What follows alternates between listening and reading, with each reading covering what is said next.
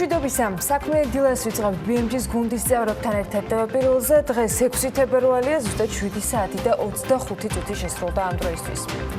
ჯანდაცვის მინისტრი ეჭვობს, რომ შესაძლოა ზოგიერთი მომსახურების არამხოლოდ რაოდენობა, არამედ ფასიც ხელოვნურად ყოფილიყო კლინიკებში გაზრდილი. ეკატერინე ტიკარაძის განცხადებით, სამინისტროს რეგულირების სამსახურმა ამ საკითხზე მუშაობა დაიწყო და მინისტრის თქმით, მას შემდეგ, რაც მოკვლევა დასრულდება, შესაძლოა დანაშაულის შემთხვევებზე ის ღიად ისაუბრებს. ჯანდაცვის მინისტრი გუშინ დეპუტატების წინაშე მინისტრის საათის ფორმატში წარდგა. მოხსენებასთან ერთად მან კანონმდებელთა კითხვებსაც უპასუხა და თქვა, რომ ახლად შექმნილი სააგენტოს ხელმძღვანელს გიორგი ჩოგოვაძეს სტრუქტურის გეგმისთვის ერთთვიანი ვადა მისცა. სამედიცინო ჰოლდინგის გარდა მინისტრს საუბარი, რა თქმა უნდა, 500 დადგენილებაზეც ჰქონდა, ასევე სოციალური მუშაკების პირობებზე და დასაქმების პროგრამაზე. ჯანდაცვაზე დღეს ბევრს ვისაუბრებთ და სტუმრად საქმიანი დილის ეთერში ამ სფეროს წარმომადგენელსაც ველოდებით. ნინო ბერძის ორთოდონტული ცენტრის დამფუძნებელი და ხელმძღვანელი კლინიკის 10 წლიან მუშაობაზე ისაუბრებს. 2019 წელს ყველაზე მაღალი 392 მილიონის წმინდა მოგება TBC ბანკს უფიქსირდება. ქვეყანაში არსებული 15 ბანკიდან პირველ ადგილზე კვლავ TBC-ია, რომლის აქტივების ღირებულებაც 18 მილიარდი ლარია. რეიტინგში 17 მილიარდიანი აქტივებით მეორე ადგილს საქართველოს ბანკი იკავებს. მისი მოგება 2019 წელს 390 მილიონ 400 ლარში ადგენდა. აქტივების ზომით უმსხვილესი ბანკების სამეულს 2 მილიარდ 100 მილიონი აქტივით ლიბერთი ბანკი ასრულებს. წმინდა მოგების მხრივ კი საბანკო სექტორში 2019 წელს მესამე ადგილზე კრედო ბანკი იყო, რომელმაც 27 მილიონ 700 ლარის წმინდა მოგება დააფიქსირა. 2019 წლის ბანკების მონაგართან ერთად უბრუნდებით გასული წლის ენერგეტიკის სფეროსაც გრან თორტონმა მიმოიხილა და გამოაქვეყნა გასული წლის ენერგეტიკის ბაზარი რიცხვებში. ანგარიშის ავტორი გიორგი უსანეთიშვილი გრან თორტონის ბიზნეს საკონსულტაციო მიმართულების ხელმძღვანელი შემოგვიერთდება საქმიანი დილის სტუდიაში. საუბარს ვაპირებთ ნავთობპროდუქტების სფეროში არსებულ გამოწვევებთან დაკავშირებითაც. საქართველოს ბიზნეს ასოციაციამ ამ მიმართულებაზე სამუშაო და მეტი ყურადღებისათვის ასოციაციის ფარგლებში კომიტეტი შექმნა. მისი ხელმძღვანელი შემოგვიერთდება სტუდიაში შავლებ მიშელაძე, რომელიც სექტორში 15 წლიანი გამოცდილებით არის და ჩვენთან ერთად იქნება ასოციაციის აღმასრულებელი დირექტორი ლევან ვეფხვაძეც. გარემოს დაცვის და სოფლის მეურნეობის სამინისტრო და ნელის ბექაბაციკაძე სტუმრებს სტუდიაში დღის კოდექსში დაგეგმილ ცვლილებებზე ნათია იორდანიშვილი, ეროვნული სატყეო სააგენტოს უფროსის მოადგილე და კარლო ამირგულაშვილი, გარემოს დაცვის და სოფლის მეურნეობის სამინისტროს ბიომრავალფეროვნების და სატყეო დეპარტამენტის უფროსი მოგვიყვებიან საინტერესო სიახლეებს. გადაცემის ბოლო ბლოკში თათია ჩაფიჩაძე შემოგვიერთდება და ახალ სამშენებლო კოდექსში გათვალისწინებულ 2016 წელს მიღებულ შენება-ნაგებობების უსაფრთხოების წესების ევროკავშირთან ასოცირების შეთანხმების მოთხოვნებთან თავსებადობაზე ვისაუბრებთ სტუმართან ერთად. კობა ყალიჩავა, ივანე ჯავახიშვილის თბილისის სახელმწიფო უნივერსიტეტის იურიდიული ფაკულტეტის პროფესორი გვესტუმრება საქმიანი დილის ეთერში.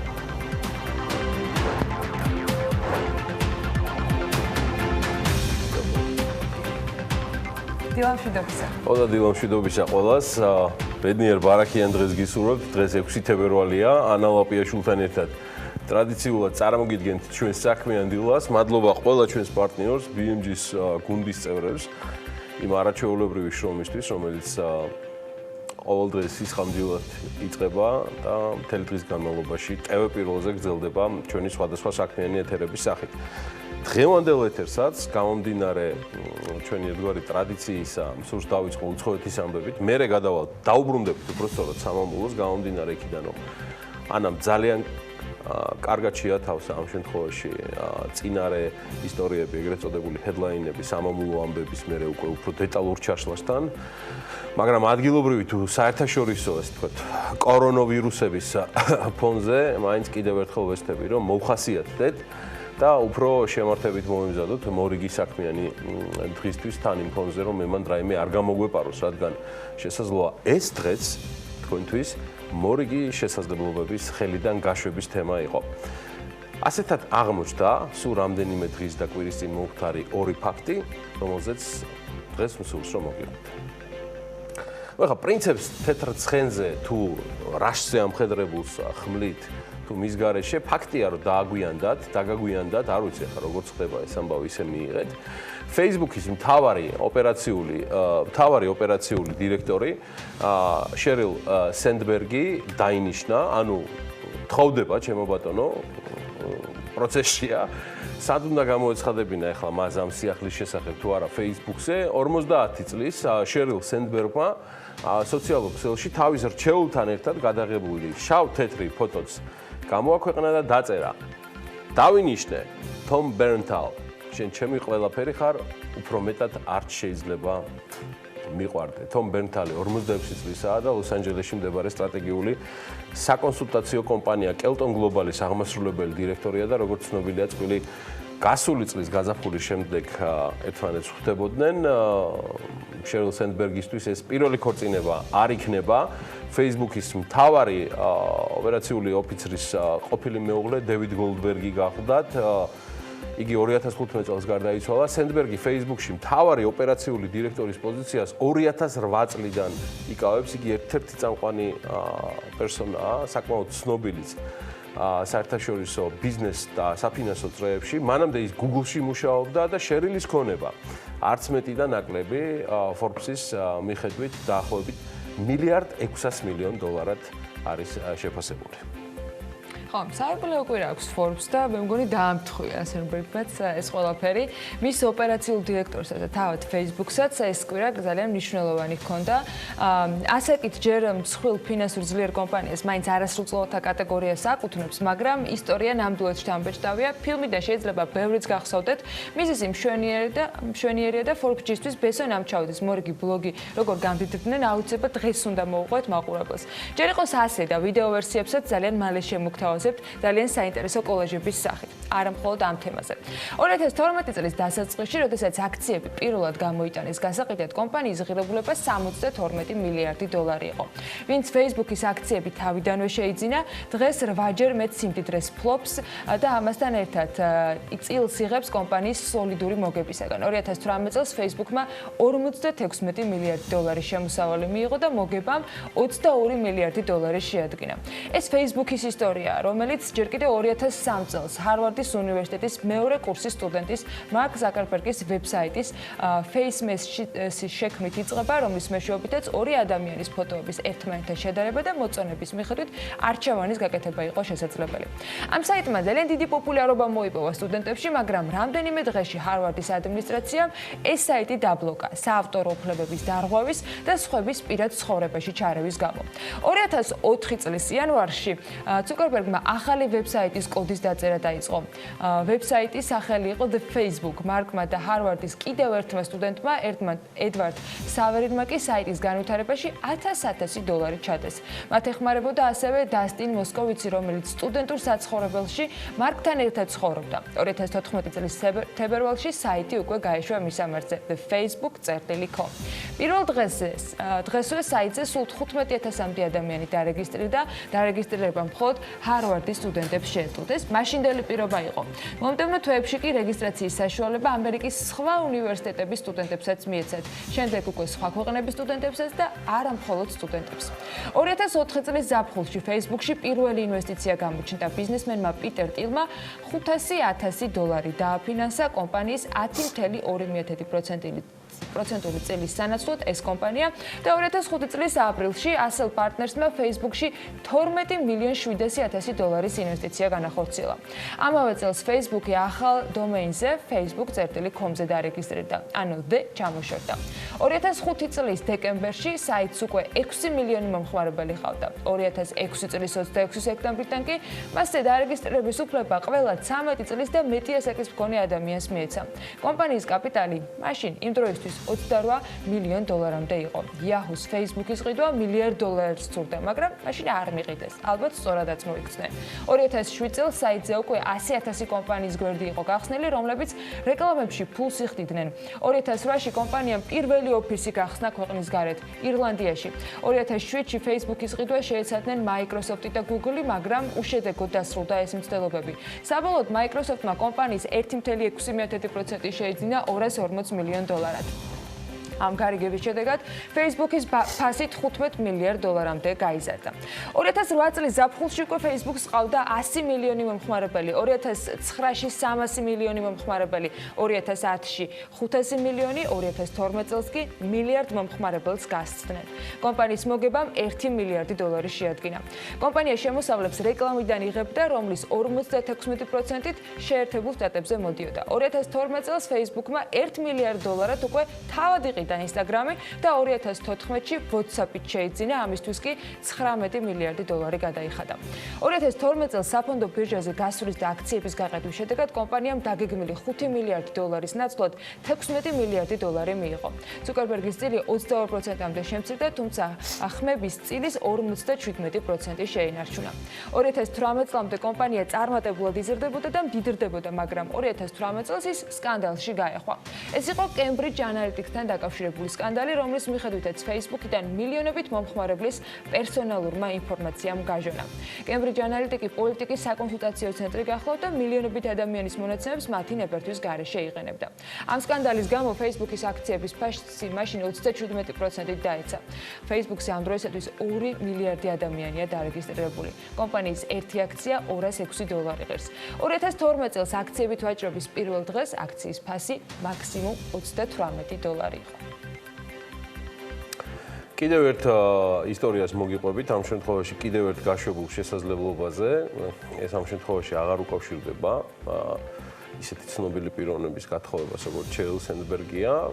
ჩვეულებრივი ბიზნეს ამბავია, თქვენთვის ცნობილი კომპანიისას და არანაკლებ ცნობილი საინვესტიციო ფონდისა, საუდის არაბეთის სუვერენულ ფონდზეა საუბარი, რომელიც სრულად გამოვიდა Tesla-ს აქციონერთა რიგებიდან. ეს გახსოვთ, ჩარჩან მოგიყევით, არაბები Tesla-ს ყველაზე მსხვილი აქციონერები იყვნენ, თუმცა კომპანიის ანგარიშგების გაცნობის შემდეგ გადაწყვიტეს სრულად გაეყიდათ აქციები. ხო და გაყიდეს კიდეც. მათ ჰქონდათ 8.200.000 ცალი აქცია და ბოლოს დაიტოვეს სულ 39.000 აქცია. ანუ გაყიდეს სრულად თითქმის 99.5% აქციების. აი ეს 0.5% აქციების რატო დაიტოვეს არ ვიცი, ეთქობა მაინც იყოს რა იცი რა ხდებაო. იფიქრეს, არა და ხდება. და მე როგორ ხდება? ვერც კი წარმოგიდგენიათ. მოკლედ არაბები რომ გავიდნენ Tesla-დან და მიაყიდეს ყველაფერი ამ ნასყიდობაში, ანუ გაყიდვაში ამ აქციებიდან, Tesla-ს აქციებში მიიღეს $2.5 მილიარდი. და გაინტერესებთ რა მოხდებოდა, რომ არ ეჩქარათ. მარტო წლის დასაწყისიდან ელონ მასკის Tesla-ს აქციების ფასი 112%-ით არის გაზრდილი. ამას Yahoo Finance-ს ვადევნებთ თვალყურს და ამას ადასტურებს თითქმის ყველა საინფორმაციო სააგენტო და საბირჟო ინდექსები. და იცით რა, 7 მილიარდ 200 მილიონი არის დაახლოებით ის თანხა, რომელსაც მიიღებდნენ არაბები, ანუ არაბეთის სუვერენული ფონდი, რომ არ ეჩქარა და მაგალითად დღეს რომ გაეყიდათ თავისი წილი სრულად და აქციები Tesla-ში. ანუ დაახლოებით $5 მილიარდ არის საუბარი, რომელიც აი ამ თვენახევრის განმავლობაში მათ ვთქვათ, რო არ გაეყიდათ დეკემბერში და გაეყიდათ დღეს მიიღებდნენ. აი ესეც არაბებისთვის მორიგი გაშვებული შანსი, რომელიც არც მეტი და ნაკლები, როგორც გითხარით, დაკარგეს, დაახლოებით $5 მილიარდია საუბარი, რომელიც წლევანდელი საქართველოს სახელმწიფო ბიუჯეტის ხელა თანხაა. ანუ $5 მილიარდი. ისე ჯამში ბირჟის ანალიტიკოსები საუბრობდნენ, რომ ტრეიდერებმა ვისაც გათვლები განხორციელებული გათვლებიც და ასე ვთქვათ, შესაბამისი ფიუჩერსებიც ჰქონდათ გათვლილი აქციების საფასურის შემცირებაზე, ჯამში დაახლოებით $8 მილიარდი წააგეს. და ესეც კიდევ ერთი ვარიანტი და ამბავი შესაძლებლობისა და ასე ვთქვათ, მოცდენილი შესაძლებლობისა და გაშვებული შანსისა. Tesla-ს აქციების ფასი კი პირველად გასცდა $900 ნიშნულს, კომპანიის აქციებმა ერთბაშად 16%-იანის დააჩვენეს ორშაბათის მიწურულს.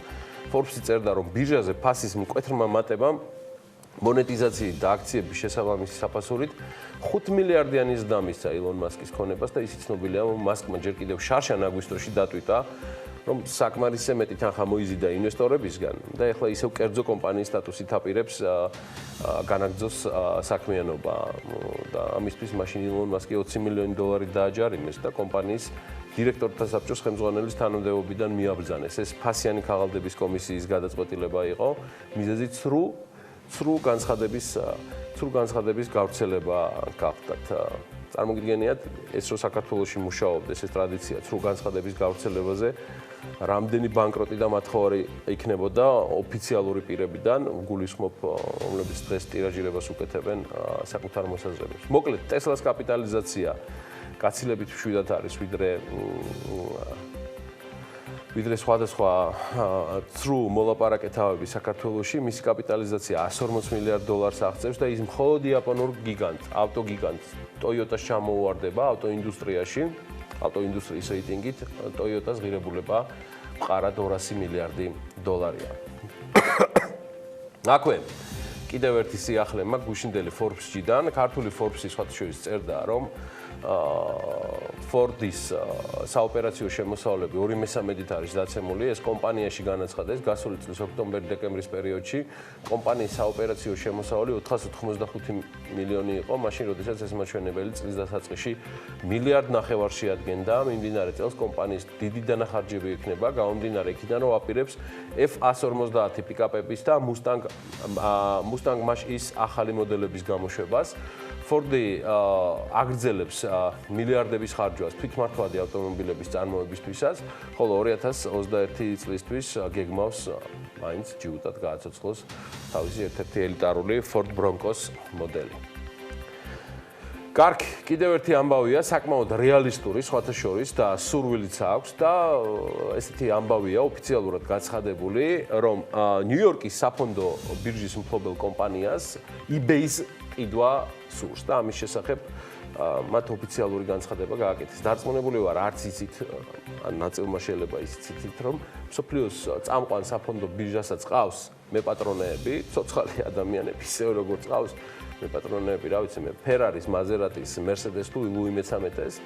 მოკლედ საუბარია Intercontinental Exchange-ზე, ანუ იგივე ICE-ზე, რომელიც ფლობს ნიუ-იორკის საფონდო ბირჟას, კიდევ ბევრ ამას ფლობს და მოგიყვებით და მას სურს eBay-ს ყიდვა, და ეს სურვილი მას სხვადასხვა წარსულშიც ჰქონდა. კომპანიები ფორმალური მოლაპარაკების პროცესში არ არიან, თუმცა არ არის გამორიცხული, რომ eBay ამ შეთავაზებას დათანხმდეს. Wall Street Journal-ი საუბრობს, რომ გარიგების საფასური 30 მილიარდ დოლარს მიაღწევს დიდი ალბათობით და ეს ხადია პრემიას ითვალისწინებს, რადგან eBay-ს კაპიტალიზაცია დღეის მდგომარეობით 28 მილიარდ დოლარად პასდება. არა და ICI-ს კონკრეტულად eBay-ს საკვანძო ბიზნესის online marketplace-ის ყიდვა აინტერესებს და ICI-მ შესაბამისი განცხადებაც გაავრცელა, სადაც ის ადასტურებს, რომ დაინტერესებულია eBay-ის შესყიდვით. კომპანიაში ასევე აცხადებენ, რომ ICI-ს 20 წლიანი ისტორიის მანძილზე კომპანიის მიერ მნიშვნელოვანი ღირებულების შექმნასთან დაკავშირებით არაერთი მაგალითი არსებობს, როგორც ორგანული ზრდის, ასევე ყიდველის მოზიდვის კუთხითაც და იმასაც გეტყვით, რომ ICI საფონდო ბირჟების გლობალური წამყვანი ოპერატორია, იგი ფინანსური და სასაქონლო ბირჟების ქსელის მფლობელია შეერთებულ შტატებში, კანადასა და ევროპაში, ფლობს ასევე ჩიკაგოს საფონდო ბირჟას და კავშირში არის და პირდაპირ მფლობელობაშია ლონდონთანაც. ამდენი ამბები და აქციების ფასი ვახსენეთ, სანამ გუშინ ანამ მოგახსენათ ჩინეთის ეკონომიკის მძიმე დროების შესახებ. ძალიან მძიმე ვითარებაშია ჩინური ძირითადი საფონდო და სასაქონლო საბირჟო ინდექსები, მაგრამ მსოფლიო მედია ასევე საუბრობს გლობალური კომპანიების გასაჭირზე, რომელიც თან ახლავს კორონავირუსებიდან გამომდინარე პრობლემებს ჩინეთის ეკონომიკაში. მაგალითად, Apple-ი სხვადასხვა ნაწილების მიწოდება შეიძლება ვეღარ მოახდინოს, რადგან iPhone-ების დიდი ნაწილი სწორედ ჩინეთში იწარმოება. ცნობილი ფაქტია, რომ Facebook-მა შეზღუდა თანამშრომლობის ვიზიტები ჩინეთში. H&M-მა მაგალითად 13 მაღაზია დახურა ჩინეთში და H&M-ისთვის ჩინეთი უმსხვილესი რიტეილერი აცხადებს, რომ ვაჭრობით გასაღების კუთხით მეხუთე ადგილზე არის მსოფლიოში. IKEA, რომელსაც ხშირად დამსახურებულად IKEA-საც ვეძახით, მან დახურა პირდაპირ უჰენში ქონდა თავისი საწყობი. McDonald's-მა თავისი 5 წარმომადგენლობა და რესტორანი დახურა ჩინეთში, მათ შორის უჰანშიც. და კორონავირუსი შესაძლოა არაფერს უაშია, მაგრამ არც თუ კარგი ამბავია, რომ მაღაზიათა ქსელი Macy ასევე მომდევნო 3 წლის განმავლობაში 125 მაღაზიის დახურვას აპირებს. ამის მიზეზი გახდა ის, რომ მოხმარებელი ხშირად ონლაინ უკვე ყიდულობენ პროდუქციას და შესაბამისად სავაჭრო ცენტრებში და მაღაზიებში სტუმრობა საჭირო აღარ არის. საუბარია ამ შექმნილი პრობლემიდან გამომდინარე ის, რომ უმსხვილესი ამერიკული მაღაზიების ქსელი გეგმავს დაახლოებით 2000-ით შეამციროს სამუშაო ადგილები, დახურავენ რამდენიმე ოფისს, ცინცინატში მდებარე ერთ-ერთ ცენტრალურ ოფისსაც, კომპანია, რომელიც 1994 წლის შემდეგ ასე ვთქვათ, ბაზირებული იყო შეერთებულ შტატების ცინცინატში. სხვადასხვა მესის სათაო ოფისი ნიუ-იორკში იქნება. ეს კომპანია ჯერ კიდევ 1858 წელს დაფუძნდა. ერთ-ერთი ყველაზე პოპულარული და სულ ქსელს წარმოადგენს, თუმცა ფაქტია, რომ მას სერიოზულად მოუწევს, ასე ვთქვათ, შეამციროს თავისი ქსელი. ქსელი ამის მიზეზი ინტერნეტში გააქტიურებული სავაჭრო პლატფორმები გახდა და ალბათ eBay-ის მიმართ ინტერესიც სწორედ აქედან გამომდინარე არსებობს, თუმცა ვიდრე საერთო სქემას და სტრუქტურას გადახედავენ სხვა კომპანიები, რომლებიც ამ მიმართულებით, მათ შორის retail სექტორს წარმოადგენენ და სიახლეებს შემოგთავაზებენ, ჯერ ისევ გამკლავებას ცდილობენ ამბებთან და ბევრ საინტერესოს გვთავაზობენ ამ პერიოდის განმავლობაში. ჩვენ კი სულ რამდენიმე წუთში უკვე საქმიანი დილის ეთერში მოგიყვოთ საინტერესო ამბები და სიახლეები BMG-დან.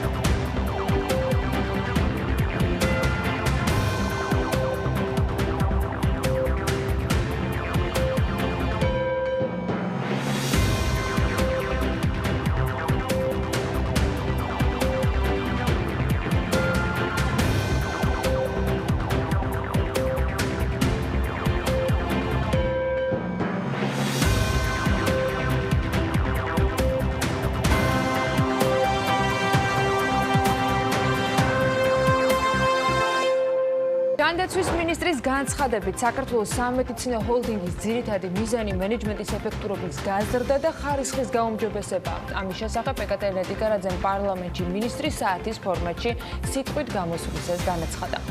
მინისტრმა პარლამენტში სიტყვით გამოსვლისას თქვა, რომ ჰოსპიტალების რაოდენობა მოსახლეობის რიცხვთან მიმართებაში საჭიროზე მაღალია და ამავდროულად არათანაბარია მათი სიმძლავრე. ამასობაში თბილისის მერია ელიავას ბაზრობის განაშენიანების რეგულირების გეგმის შექმნაზე იწყებს მუშაობას. ელიავას ბაზრობის დემონტაჟი მოხდება, თუმცა თბილისის მერი კახაკალაძე ამბობს, რომ მიღებულია გადაწყვეტილება და ელიავას ბაზრობის ადგილს არ შეიცვლის, ის უბრალოდ გაჯანსაღდება. თბილისის ვიცე-მერის ირაკლი ხმალაძის ინფორმაციით კი ამ ტერიტორიაზე მოდერნიზების შემდეგ მაქსიმუმ 3 სართულიანი სავაჭრო ცენტრი უნდა განთავსდეს. ხმალაძის ინფორმაციითვე მუნიციპალიტეტი საკუთარი სახსრებით შეისყიდის ერთიანი განაშენიანების რეგულირების გეგმას და შემდეგ უკვე მესაკუთრეები თავისი სახსრებით დაიწყებენ ამ პროექტის განხორციელებას. ბლუმბერგის ინფორმაციით, შტატების პრეზიდენტის ადმინისტრაციამ მსოფლიო სავაჭრო ორგანიზაციის სამთავრობო შესყიდვების შეთანხმების დატოვებას განიხილავს. ევროკავშირი კი ავიარეისების გადადების გამო კომპენსაციის გაცემის წესის გადახედვას გეგმავს.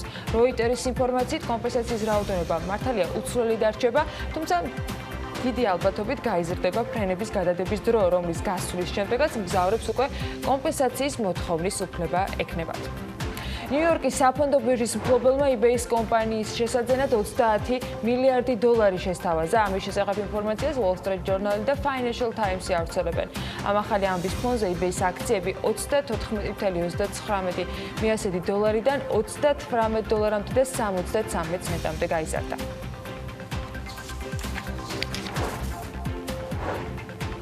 მოკლედ ასეთი ამბავი არის დილამშვიდობისა კიდევ ერთხელ ახლა ერთი მუსიკა უნდა მოგასმენინოთ. წინასწარ ბოდიში ეს მელოდია მაინც და მაინც მაღალი მუსიკალური ღირებულებების გამო თუ არ გამოირჩევა. ასეთი ამბავი გვაქვს. ილონ მასკი მოწოდების სიმაღლეზეა. ტესლას აქციების ფასი საგრძნობლად გაიზარდა და ეს ყველაფერი მაშინ, როდესაც ახალი Model Y-ც სადაც უკვე გამოვა და ამ ბედნიერ ნოტაზე მასკმა ნოტებთან თამაში განიზრახა. რამდენად კარგად გამოვიდა, ამაზე ნუიმჟერებთ მაინც და მაინც დილიდან, მაგრამ სახელი ავტორმა რაღაც ისეთი ჩაფიქრებული შეურჩია Don't doubt our vibe. ეხლა მუსიკა თქვენ პარალელურად გესვით, ეს მასკის შემოქმედება, რომელსაც Twitter-ზე ADM-ის აკაუნტით მოძებნით. მუსიკის გარდა ტექსტიც თვითონ დაუწერია და ამ ტრეკში ვოკალური პარტიებიც პირადად მისი შესრულებულია. ამას თავად გვიზიარებს. მე მგონი ისევ კოსმოსში გაფრენას მიაწვევია და ისიც ფაქტია, რომ ამას არავინ ეუბნება, რადგან ეს მუსიკის და მუსიკალური შემოქმედების პირველი მაგალითი არ არის. მან 2019 წლის მარტშიც დაწერა ტრეკი RIP Horribly, რომელიც Cincinnati ზოოპარკში მოკულ გორილას მიუძღვნა მაშინ. ექსცენტრიულობას, არაორდინალურობას, გადაწყვეტილებებს, განსაკუთრებული ვოკალური ნიჭით გამორჩეული და პლასტიკის უნარებით დაჯილდოვებული მასკი, ისე ზოგადად არასოდეს უჩიოდა და ახლა მთლად ვაკანსიებსაც აცხადებს. CNBC წერს, რომ მასკი ტესლასთვის კადრებს ეძებს და სამუშაოდ ახალ სკოლა დამთავრებულებსაც იწვევს. იმისთვის, რომ მუშაობა დაიწყოთ, ჩვენს კომპანიაში დოქტორის ხარისხი ნამდვილად არ დაგჭირდებათ. ასევე არ არის აუცილებელი კოლეჯის ბოლო კურსის სტუდენტი იყოთ. საკმარისია მხოლოდ სკოლა გქონდეთ დამთავრებული, წერს მასკი, რა თქმა უნდა Twitter-ზე. საქმე იმაშია, რომ მას სჭირდება ისეთი ადამიანები, ვისაც ხელოვნური ინტელექტის თემა ესმით ღრმად, მათ შესაბამისი ტესტირების გავლაც მოუწევთ სხვათაშორის ამის დასამტკიცებლად სამსახურში. მასკი ამბობს, რომ მას სჭირდება სწორედ ისეთი მონაცემების და უნარების მქონე ადამიანები, რომლებიც თავის დროზე იყვნენ მაგალითად Bill Gates-ი, Larry Ellison-ი ან Steve Jobs-ი. მოკლედ, ახალ Gates, Jobs და Ellison-ს ეძებს. მასკი აღნიშნავს, რომ არც ერთ მათგანს უმაღლესი განათლება არ ჰქონდა მიღებული, მაგრამ იყვნენ გენიოსები. მას ხელოვნურ ინტელექტის კუთხით საკუთარი კომპანიის გაძლიერება და თვითმართველი ავტომობილების წარმოების გასავითარებლად სჭირდება ახალი კადრები. მასკის მიერ გამოცხადებული ვაკანსიით თუ დაინტერესდით და მოთხოვნებსაც აკმაყოფილებთ, ხომ კარგი. იქნებ ბედით სტატოთ, მაგრამ პრაქტიკა აჩვენებს, რომ ძირითადად ამ ამბიდან მკითხველი იმ პუნქტით იხიბლება ხოლმე სკოლის დამთავრება, რომ საკმარისია დასაქმებისთვის, მაგრამ რეალურ ცხოვრებაში ცოტა სხვაგვარად ჯობია, რომ ფაქტებს შევხედოთ და ცოტა უფრო ფართოდ დავინახოთ სურათი. დასაქმების შესაძლებლობას რაც შეეხება, ბევრი უცნაური ამბავი მოგვიყვანილია სხვადასხვა საქმეზე და სხვადასხვა შეთავაზებაზე, მაგრამ ასეთი ნამდვილად ჯერ არა. საქმე ის არის, რომ შეერთებულ შტატებში სამხრეთ კაროლინას შტატში ერთ-ერთი ფერმა, სადაც 100 მეტი გოჭი ცხოვრობს, მათთან ჩამხუტებლის პოზიციაზე კადრებს ეძებს. უშუალო ვაკანსიის შესახებ ამ ფერმამ Facebook-ზე დაწერა პოსტი, რომელშიც ეწერა, რომ გოჭებთან ჩამხუტებლებს ეძებდნენ და რეგისტრაციის გავლა საგანგებოდ შექმნილ ვებგვერდზე მსურველებს თავისუფლად შეეძლოთ. შეიძლება არც გაგიკვირდეთ, მაგრამ მაინც უნდა აღვნიშნოთ, რომ ამ შეთავაზებას უამრავი ადამიანი გამოეხმაურა და გოჭებთან ჩახუტების სურვილიც ბევრმა გამოთქვა. დიდი რიგიაო ამბობენ ასე, რომ აქ ასე მარტივად ვერ იპოვით ამ შესაძლებლობის გამოყენების საშუალებას. ისევ მასკთან ვაკანსიებზე სივის გაგზავნა ჯობია ალბათ. ქართულ ამბებს რომ მიუბრუნდეთ ამასობაში და ხარდაჭერაც არ უნდა დავიშვოთ, სხვათა შორის იმ თემაზე, რომელზეც ახლა მოგიყვებით, არქიტექტურულმა ვებ პლატფორმამ არქიდეილიმ ტრადიციულად დაანონსა კონკურსი წლის შენობა, რომელშიც მსოფლიო მასშტაბით გემოვნებიანი არქიტექტურული ნიმუშები იღებენ მონაწილეობას და პლატფორმის მიზანი საერთო არქიტექტურული ცოდნის გაზიარება და არქიტექტორების წახალისება. ხო და წინა წელს ამ კონკურსში გახსოვთ ალბათ, რომ ფაბრიკა იღებდა მონაწილეობას, ჯილდოც მიიღეს, წელს კი მასში სასტუმრო სტამბაა წარმოდგენილი. სასტუმრო კონკურსში კონკრეტულად ჰოსპიტალიტის კატეგორიაშია ნომინირებული, ხმის მიცემის შესაძლებლობა კი 10 თებერვლამდე გაქვთ და იგივე გზა უნდა გაიაროთ, რაც შესაბამის ვებგვერდს ესტუმროთ და უბრალოდ მისცეთ ხმა. ამასობაში თბილისი ევროპის საუკეთესო მიმართულებები 2020 საერთაშორისო კონკურსში მესამე ადგილზე გავიდა. როგორც კოლმარისა და ათენის შემდეგ გამარჯვებულების გამოვლენის შემდეგ გაირკვა, თბილისი სწორედ არის საუკეთესო მესამე მიმართულება 2020 წელს და კონკურსის ორგანიზატორები აღნიშნავენ, რომ წელს თბილისი იქცა ერთ-ერთ ყველაზე ტრენდულ ქალაქად, რომელიც ტურისტებს თავისი უძველესი კულტურით და მომავალზე ორიენტირებული სიახლეებით იზიდავს. საქართველოს დედაქალაქი ისეთი ტრენდული, როგორც 2020 წელს არის, არასდროს ყოფილა. თბილისი არის იდეალური სამოგზაურო მიმართულება კულტურის, გასტრონომიის მრავალფეროვნების და არქიტექტურის მოყვარულებისათვის. Wow ეფექტი ქალაქში მოგზაურობისას გარანტირებულია. შეუდარებელი ოსმანური სტილის ნაგებობები ერწყმის შუა საუკუნეების შენობებს, ასევე შეხვდებით ნეოკლასიკურ საბჭოთა და თანამედროვე შენობებს. დედაქალაქი ამაყობს წარსულით და ორიენტირებულია მომავალზე, ახალგაზრდებზე და მომავლის გამოწვევებზე. თბილისში სტუმრობისას აუცილებლად უნდა მოინახულოთ ქართლის დედა, რომელიც თბილისის ყველაზე შემაღლებულ ადგილზე მდებარეობს. აქედან იშლება საუკეთესო პანორამული ხედი საქართველოს დედაქალაქზე და შესაძლებელია ისეთი ღირსშესანიშნაობების აღმოჩენა, როგორიც არის მშვიდობის ხიდი, მეტეხის ტაძარი, გოგირდის აბანოები, მთაწმინდის პარკი და კიდევ ასობით უნიკალური შესაძლებლობა, რომელსაც თბილისი გვთავაზობს. საქართველოს დედაქალაქი განსაკუთრებით საოცარია გაზაფხულზე და ზაფხულში, როდესაც ბუნება იღვიწებს და ასევე ზამთარში ქალაქის ათასობით ფერადი საშობაო განათების და დეკორაციის ფონზე. ეს აღნიშნული არის ამ კონკურსის საერთაშორისო საიტზე, რომელსაც იმედი მაქვს, რომ ბევრი მოგზაური წაიკითხავს და დაინტერესდებიან დედაქალაქში სტუმრობით. ულოცავთ თბილისის ამ წარმატებას. აქაც ჩვენი დახმარება იყო მნიშვნელოვანი და ალბათ მომავალისათვის კიდევ უფრო მეტად უნდა ვიყოთ აქტიურები, რომ სამეულში ღირსეული და ლიდერი პოზიციები დავიკავოთ. გადაწყვეტილებაზე ჩვენი ხმის მიცემა გავლენას ვერაფრით მოახდენდა ერთ ამბავზე, რომელიც განსაკუთრებით სესხის მფლობელებისათვის იყო საინტერესო და განსაკუთრებულად ელოდნენ. მონეტარული პოლიტიკის სხდომას გულისხმობდა გადაწყვეტილებას, რომელიც გასულ კვირას უკვე გაგაცანით, შედეგებზე ცრცლად ვისაუბრეთ. პრესკონფერენციის მიუხედავად ამასობაში ეროვნულმა ბანკმა გუშინ უკვე ტრადიციულად ვიდეო ვერსია გამოაქვეყნა კომიტეტის გადაწყვეტილების მიზეზების და არგუმენტებისა, რომელშიც ეროვნული ბანკის პრეზიდენტი ხსნის გადაწყვეტილებაზე მოქმედ მთავარ გარემო ფაქტორებს. ეროვნული ბანკი 2020 წლის ეკონომიკის 5%-იან ზრდას პროგნოზირებს და სების მონეტარული პოლიტიკის ანგარიში ასახულია, რომ გაზრდილი ინფლაციის პირობებში გამკაცრებული მონეტარული პოლიტიკის მიუხედავად ერთობლივ მოთხოვნაზე ზრდის მიმართულებით მოქმედი ფაქტორები კიდევ ძლიერია. ეროვნულმა ბანკმა განაკვეთი 9%-ზე შეინარჩუნა და ანგარიშიც ახსნა, რომ საპროცენტო განაკვეთით ზემოქმედებს ეკონომიკის მთლიანი ხარჯვის მოცულობაზე. ისი მეშვეობითაც უზრუნველყოფთ ინფლაციის სამიზნეს 3%-იან მაჩვენებელზე დაბრუნებასო.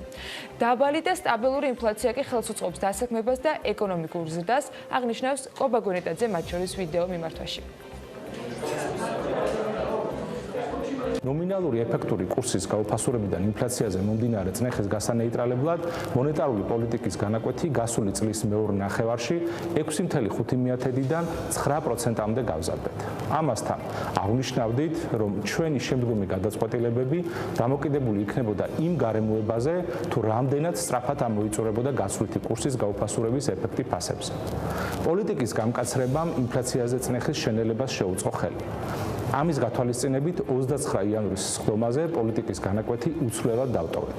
თუმცა ნომინალური ეფექტური გასვლითი კურსი ჯერ კიდევ გაუფასურებულ დონეზე რჩება. ბოლო პერიოდში დაჩქარდა ეკონომიკის დაკრედიტება და შედეგად ეკონომიკური ზრდაც. იმ შემთხვევაში, თუ აღნიშნული ტენდენცია დამატებით ინფლაციურ წნეხს შექმნის, ეს შეიძლება კაცრი მონეტარული პოლიტიკის უფრო ხანგრძლივად შენარჩუნების წინაპირობაც გახდეს. ამასთან, კვლავ ვიმეორებ, რომ გრაფიკზე მოცემული ტრაექტორია არ არის დაპირება. ეს არის მხოლოდ და მხოლოდ დღეს არსებულ ინფორმაციაზე დაფუძნებული ხედვა. შემდეგი კომიტეტის სხდომა ცოტა მოგვიანებით იქნება, თუმცა იქამდე ეროვნული ბანკი აღნიშნავს, რომ ახალი ფაქტორების გამოვლენასთან ერთად პროგნოზის შესაძლოა გადაიხედოს და ხაზგასმით არის მითითებული ანგარიშიც, რომ ყველა ეს ვარაუდი დამყარებულია სხვა თანაბარ პირობებიან მომავალზე, რომელიც შეცვლის შემთხვევაში თავის მხრივ გადაიხედება. პროგნოზის მიხედვით, სხვა თანაბარ პირობებში ინფლაცია მიმდინარე წლის განმავლობაში შემცირებას განაგრძობს და წლის ბოლოსთვის მიზნობრივ მაჩვენებელს მივახლოვდება. საშუალოვადიან პერიოდში კი ინფლაცია მიზნობრივ მაჩვენებელთან ახლოს შენარჩუნდება. ასევე შეგახსენებთ, რომ 2018 წლიდან ინფლაციის მიზნობრივი მაჩვენებელი საშუალოვადიან პერიოდში 3%-ია. საშუალოვადიანი პერიოდისთვის ხაზგასმას აქ განსაკუთრებული მნიშვნელობა აქვს, ვინაიდან შოკები მუდმივად ხდება და ინფლაციაც თითქმის ყოველთვის განსხვავებული იქნება მიზნობრივი დონისგან. სწორედ ამას გვიჩვენებს ეს გრაფიკიც, სხვადასხვა დროს ის შეიძლება იყოს მიზნობრივი მაჩვენებლის ზემოთ ან ქვემოთ, თუმცა ეროვნული ბანკის მიერ გატარებული პოლიტიკის შედეგად საშუალოვადიან პერიოდში ის ყოველთვის მიზნობრივი მაჩვენებლისაკენ იმოძრავებს. ინფლაციის მიზნობრივი მაჩვენებელი არ ნიშნავს ინფლაციის მაქსიმალურ დონეს ან ინფლაციის ლიმიტს. რომ დავაზუსტო, როდესაც ჩვენ ვამბობთ, რომ ინფლაციის მიზნობრივი მაჩვენებელი არის 3%, ჩვენ არ გულისხმობთ ინფლაციას 0-დან 3% 3%-მდე. არამედ გულისხმობთ საშუალებადიან პერიოდში ინფლაციას 3%-თან ახლოს, ზოგჯერ მის ზემოთ და ზოგჯერ მის ქვემოთ. ინფლაციის თარგეტირების რეჟიმში ფასების სტაბილურობა ყველაზე ნაკლები საზოგადოებრივი დანახარჯებით მიიღწევა, ხოლო გრძელვადიანი ეკონომიკური ზრდა სხვა ალტერნატიულ რეჟიმებთან შედარებით ყველაზე მაღალი და მდგრადი. მონეტარული პოლიტიკის შემდეგი სხდომა მარტშია დაგეგმილი. ნახოთ, როგორ გადაწყვეტილებას მიიღებენ, თუმცა ამ სტუდიაში ევა ბოჭორიშვილის სტუმრობისას ისიც ითქვა, რომ გალტენ ტაგარტი მაგათად ყველა ამ პირობების გათვალისწინებითაც შემოდგომაზე ადრე განაკვეთი შერბილებას არ ელოდება.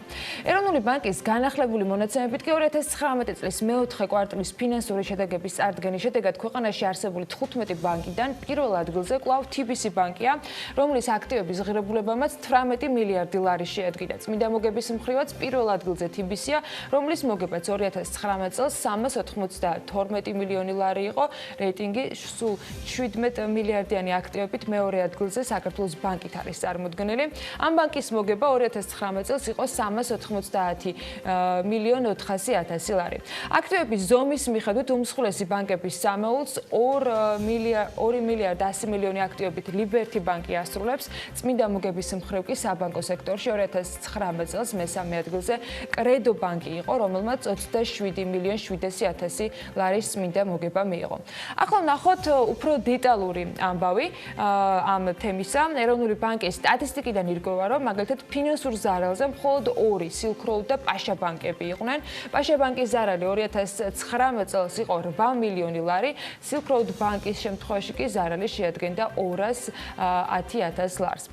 საქართველოს კომერციული ბანკების სრული რეიტინგი წმინდა მოგების მხრივ ასეთ სურათს გვაძლევს. პირველზე TBC ბანკია, როგორც გითხარით, მას საქართველოს ბანკი მოხვება და შემდეგი უკვე კრედო ბანკი.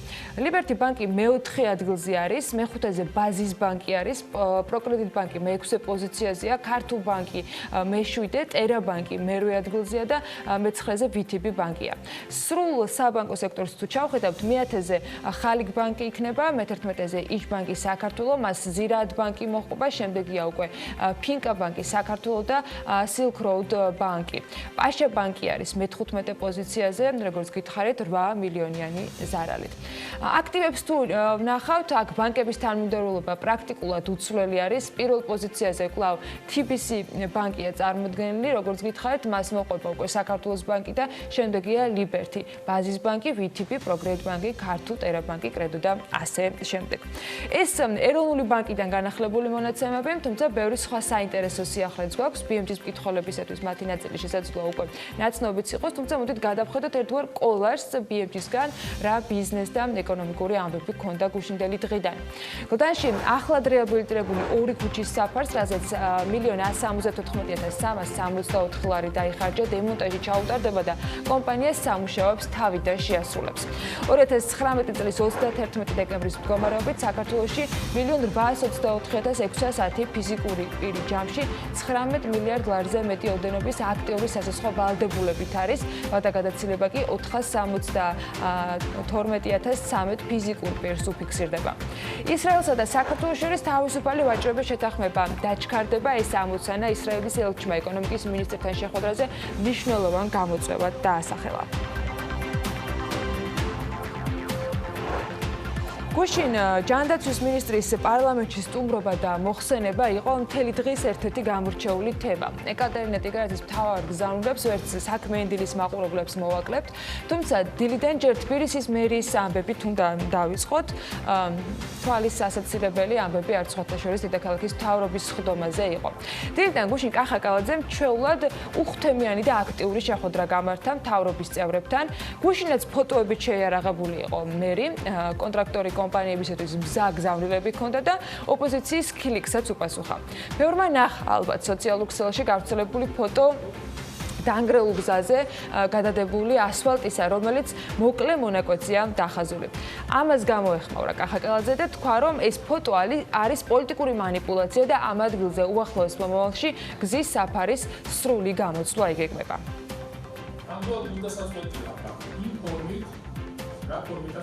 აქ სამუშაოები აწარმოა კომპანია GVP, ფრაგმენტული დაზიანება და პრობლემა იყო, განახორციელა სამუშაოები და შემდეგ ადამიანების ჯგუფმა და მე მგონი ყველა მიხვდება, გააკეთა ეს დახაზვითი სამუშაოები ჩაატარა.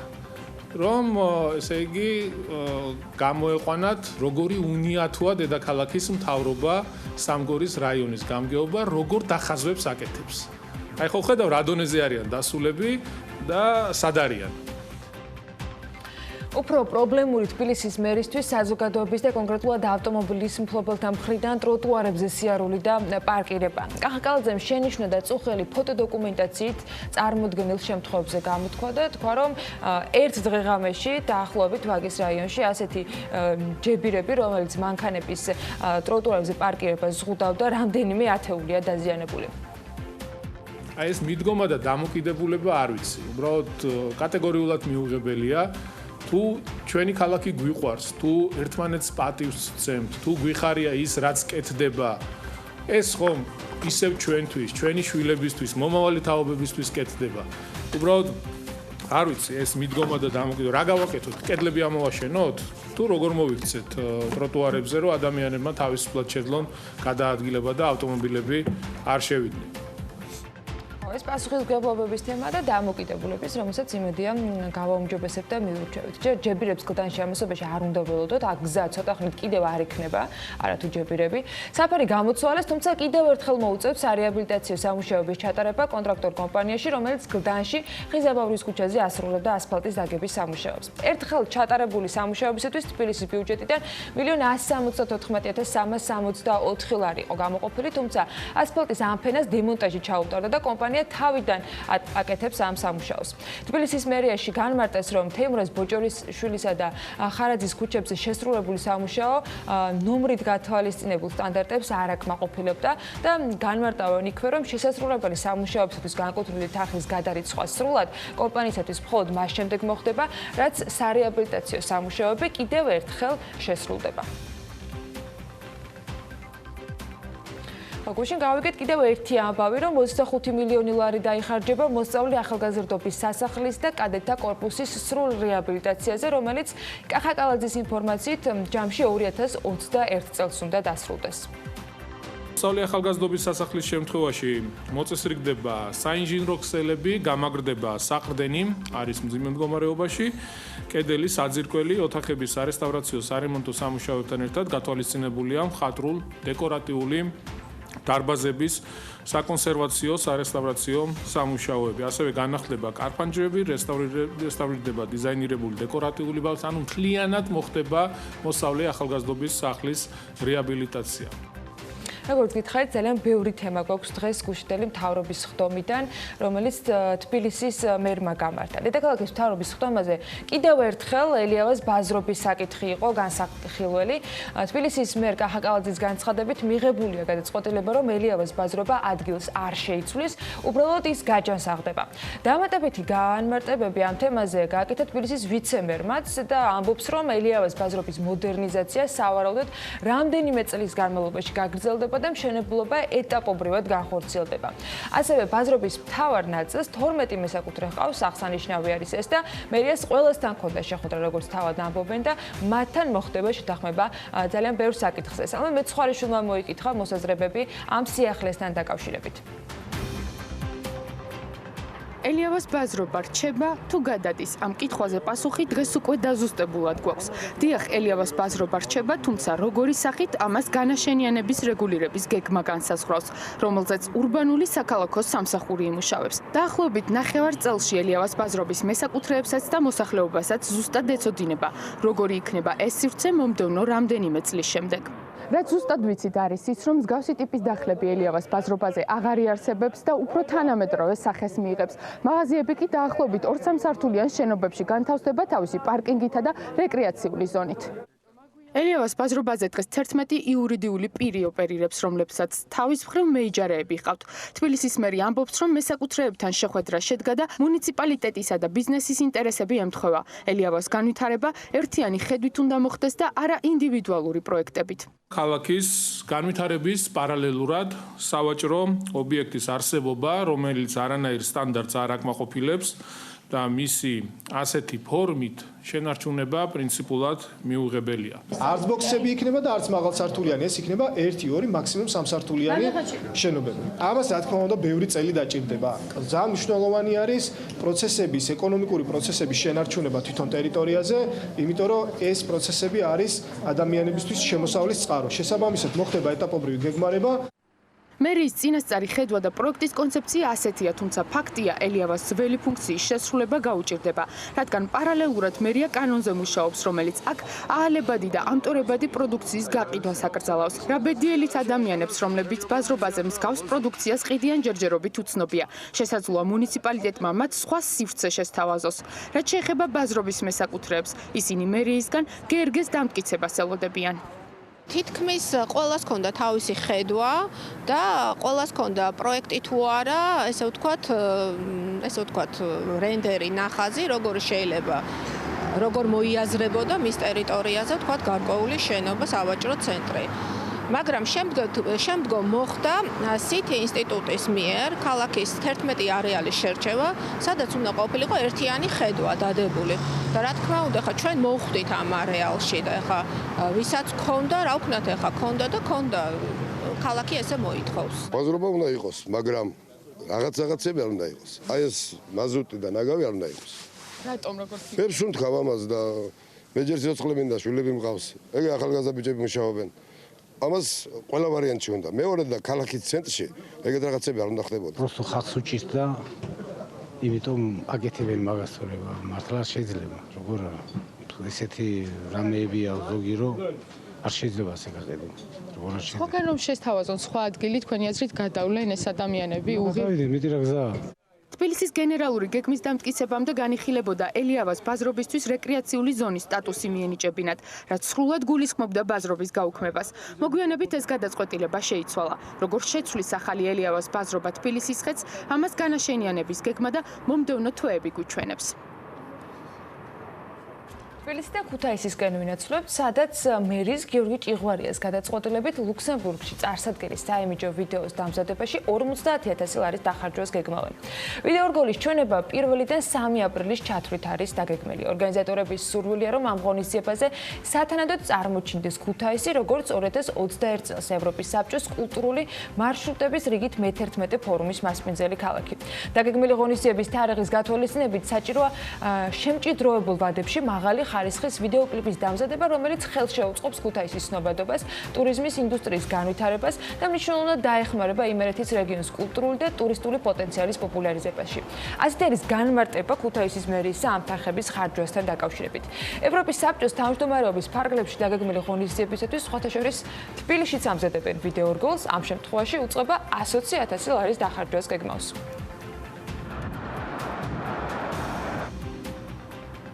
ეკონომიკის სამდგრადი განვითარების მინისტრი ნათია თურნავა ევროპის ოლიმპიური კომიტეტის დელეგაციაში შეხვდა გუშინ, რომელსაც კომიტეტის სპორტული დირექტორი ხელმძღვანელობდა. სამინისტროს ინფორმაციით, მთავრობამ ეროვნული ოლიმპიური კომიტეტის წარდგინებით გადაწყვიტა უმასპინძლოს ევროპის ახალგაზრდულ ოლიმპიურ ფესტივალს ზამთრის სპორტულ სახეობებში, რომელიც 2025 წელს ბაკურიანშია დაგეგმილი.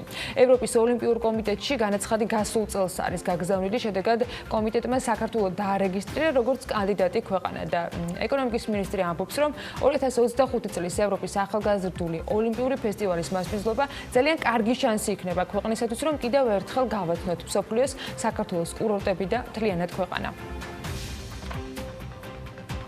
იმედია ბევრი სტუმარი ჩამოვა 2025-ით და იქამდე. სხვათა შორის, იანვარში სტუმარ მასპინძლობის მხრივ რიცხვებში ძალიან კარგი სტარტი ჰქონდა. ტურიზმის ეროვნული ადმინისტრაცია წელსაც უხვად და აქტიურად აპირებს მარკეტინგული კამპანიის წარმოებას სამიზნე ბაზრებზე და სხვადასხვა სეგმენტზე იქნება სავარაუდოდ ეს ინფორმაცია გათვლილი. რამდენიმე დღის წინ მაგალითად CNN-ის ასეთი ტიპის მასალაში ავტორი წერდა, რომ ქართული სამზარეულოს გასაცნობად საუკეთესო პერიოდია ახლა, რადგან დღეს შეფები ტრადიციული კერძების განახლების პროცესში არიან. ეს მართლაც ასეა, ქართული ტრადიციული კერძების გაახლებისათვის პროფესიონალები ამ სფეროში აქტიურად მუშაობენ და რამდენიმე ქართულ რესტორანზე გასული წლის ბოლოსკენ Forbes-მაც დაწერა. ამასობაში BMG დაინტერესდა, რამდენად არის განვითარებული საქართველოში street food ინდუსტრია. თანამედროვე სამყაროში არა და ტურისტების უმრავლესობა მოგზაურობის დროს დღეში ერთხელ მაინც ქუჩაში კვების ობიექტებს ანიჭებს უპირატესობას, სტუმრობენ და ზოგიერთ ქვეყანაში ეს ინდუსტრია იმდენად განვითარებულია, რომ ტურისტებთან ერთად ადგილობრივებიც კი ამ საკვებით სარგებლობენ. საქართველოში ბევრი ობიექტი არ გვაქვს, სადაც სწრაფად, იაფად და თან ქუჩაში ხარისხიან მომსახურებას მივიღებთ, თუმცა მარიამ ადამია ეძება და რამდენიმე მაინც იპოვა. ასე რომ street food ინდუსტრია საქართველოში როგორ გამოიყურება, ეს შეგვიძლია მარიამის ძებნის შედეგების სიუჟეტში ვნახოთ. და მე-7 დღეს ღმერთმა შექმნა street food-ი. ასე წარმოუდგენიათ გურმანებს ეგრეთ წოდებული სწრაფი კვების ობიექტების გამოჩენა სამყაროში, თუმცა რეალურად ეს კულტურა სათავეს ნიუ-იორკიდან იღებს, სადაც დღემდე შეხვდებით ათასობით ავტომანქანას, სადაც მზადდება ადგილობრივი თუ სხვადასხვა ქვეყნის კერძები. მოდით ჯერ გადავხედოთ მსოფლიოს და შემდეგ street food-ის ინდუსტრია მოვიკითხოთ საქართველოშიც.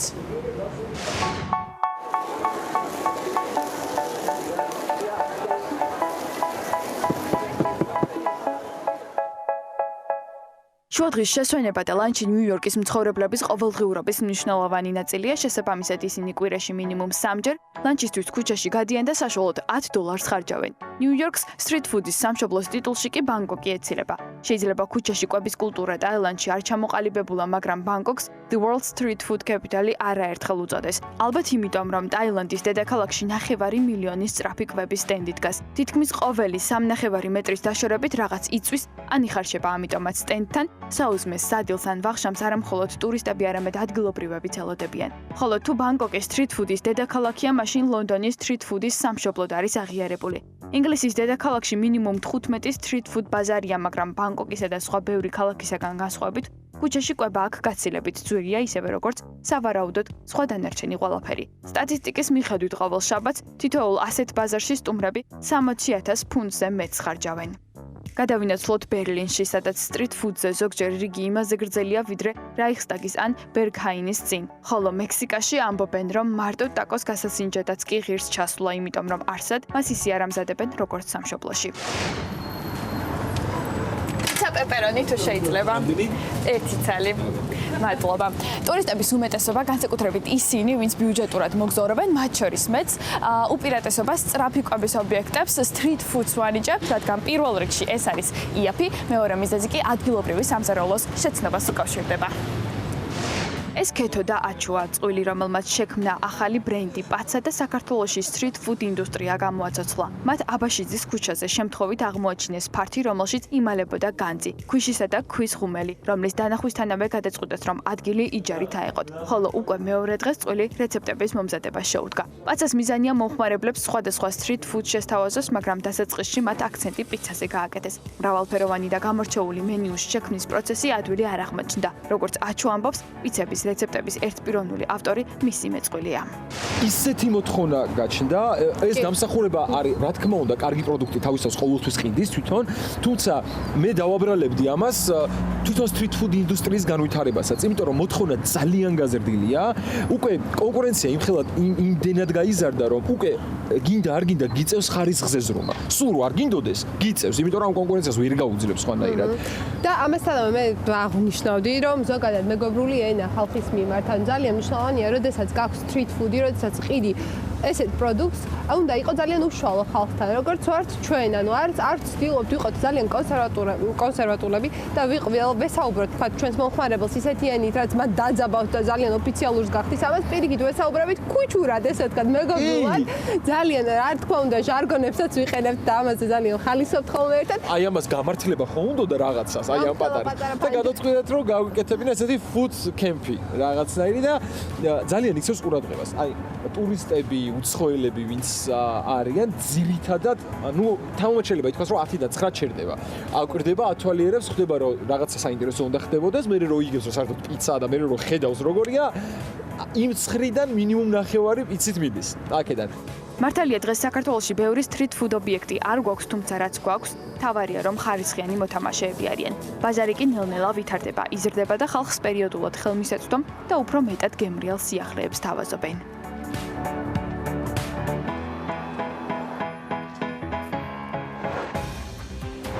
რამდენიმე წუთში საქმენდენის ეთერში ნინო ბერიძის ორთოდონტული ცენტრის დამფუძნებელი და ხელმძღვანელი შემოგვიერთდება და კლინიკის 10 წლიანი მუშაობის შედეგებზე და მიღწევებზე ვისაუბრებს, ასევე ვისაუბრებთ მთავარ გამოწვევებზე, რაც ამ მიმართულებას დღეს საქართველოში აქვს.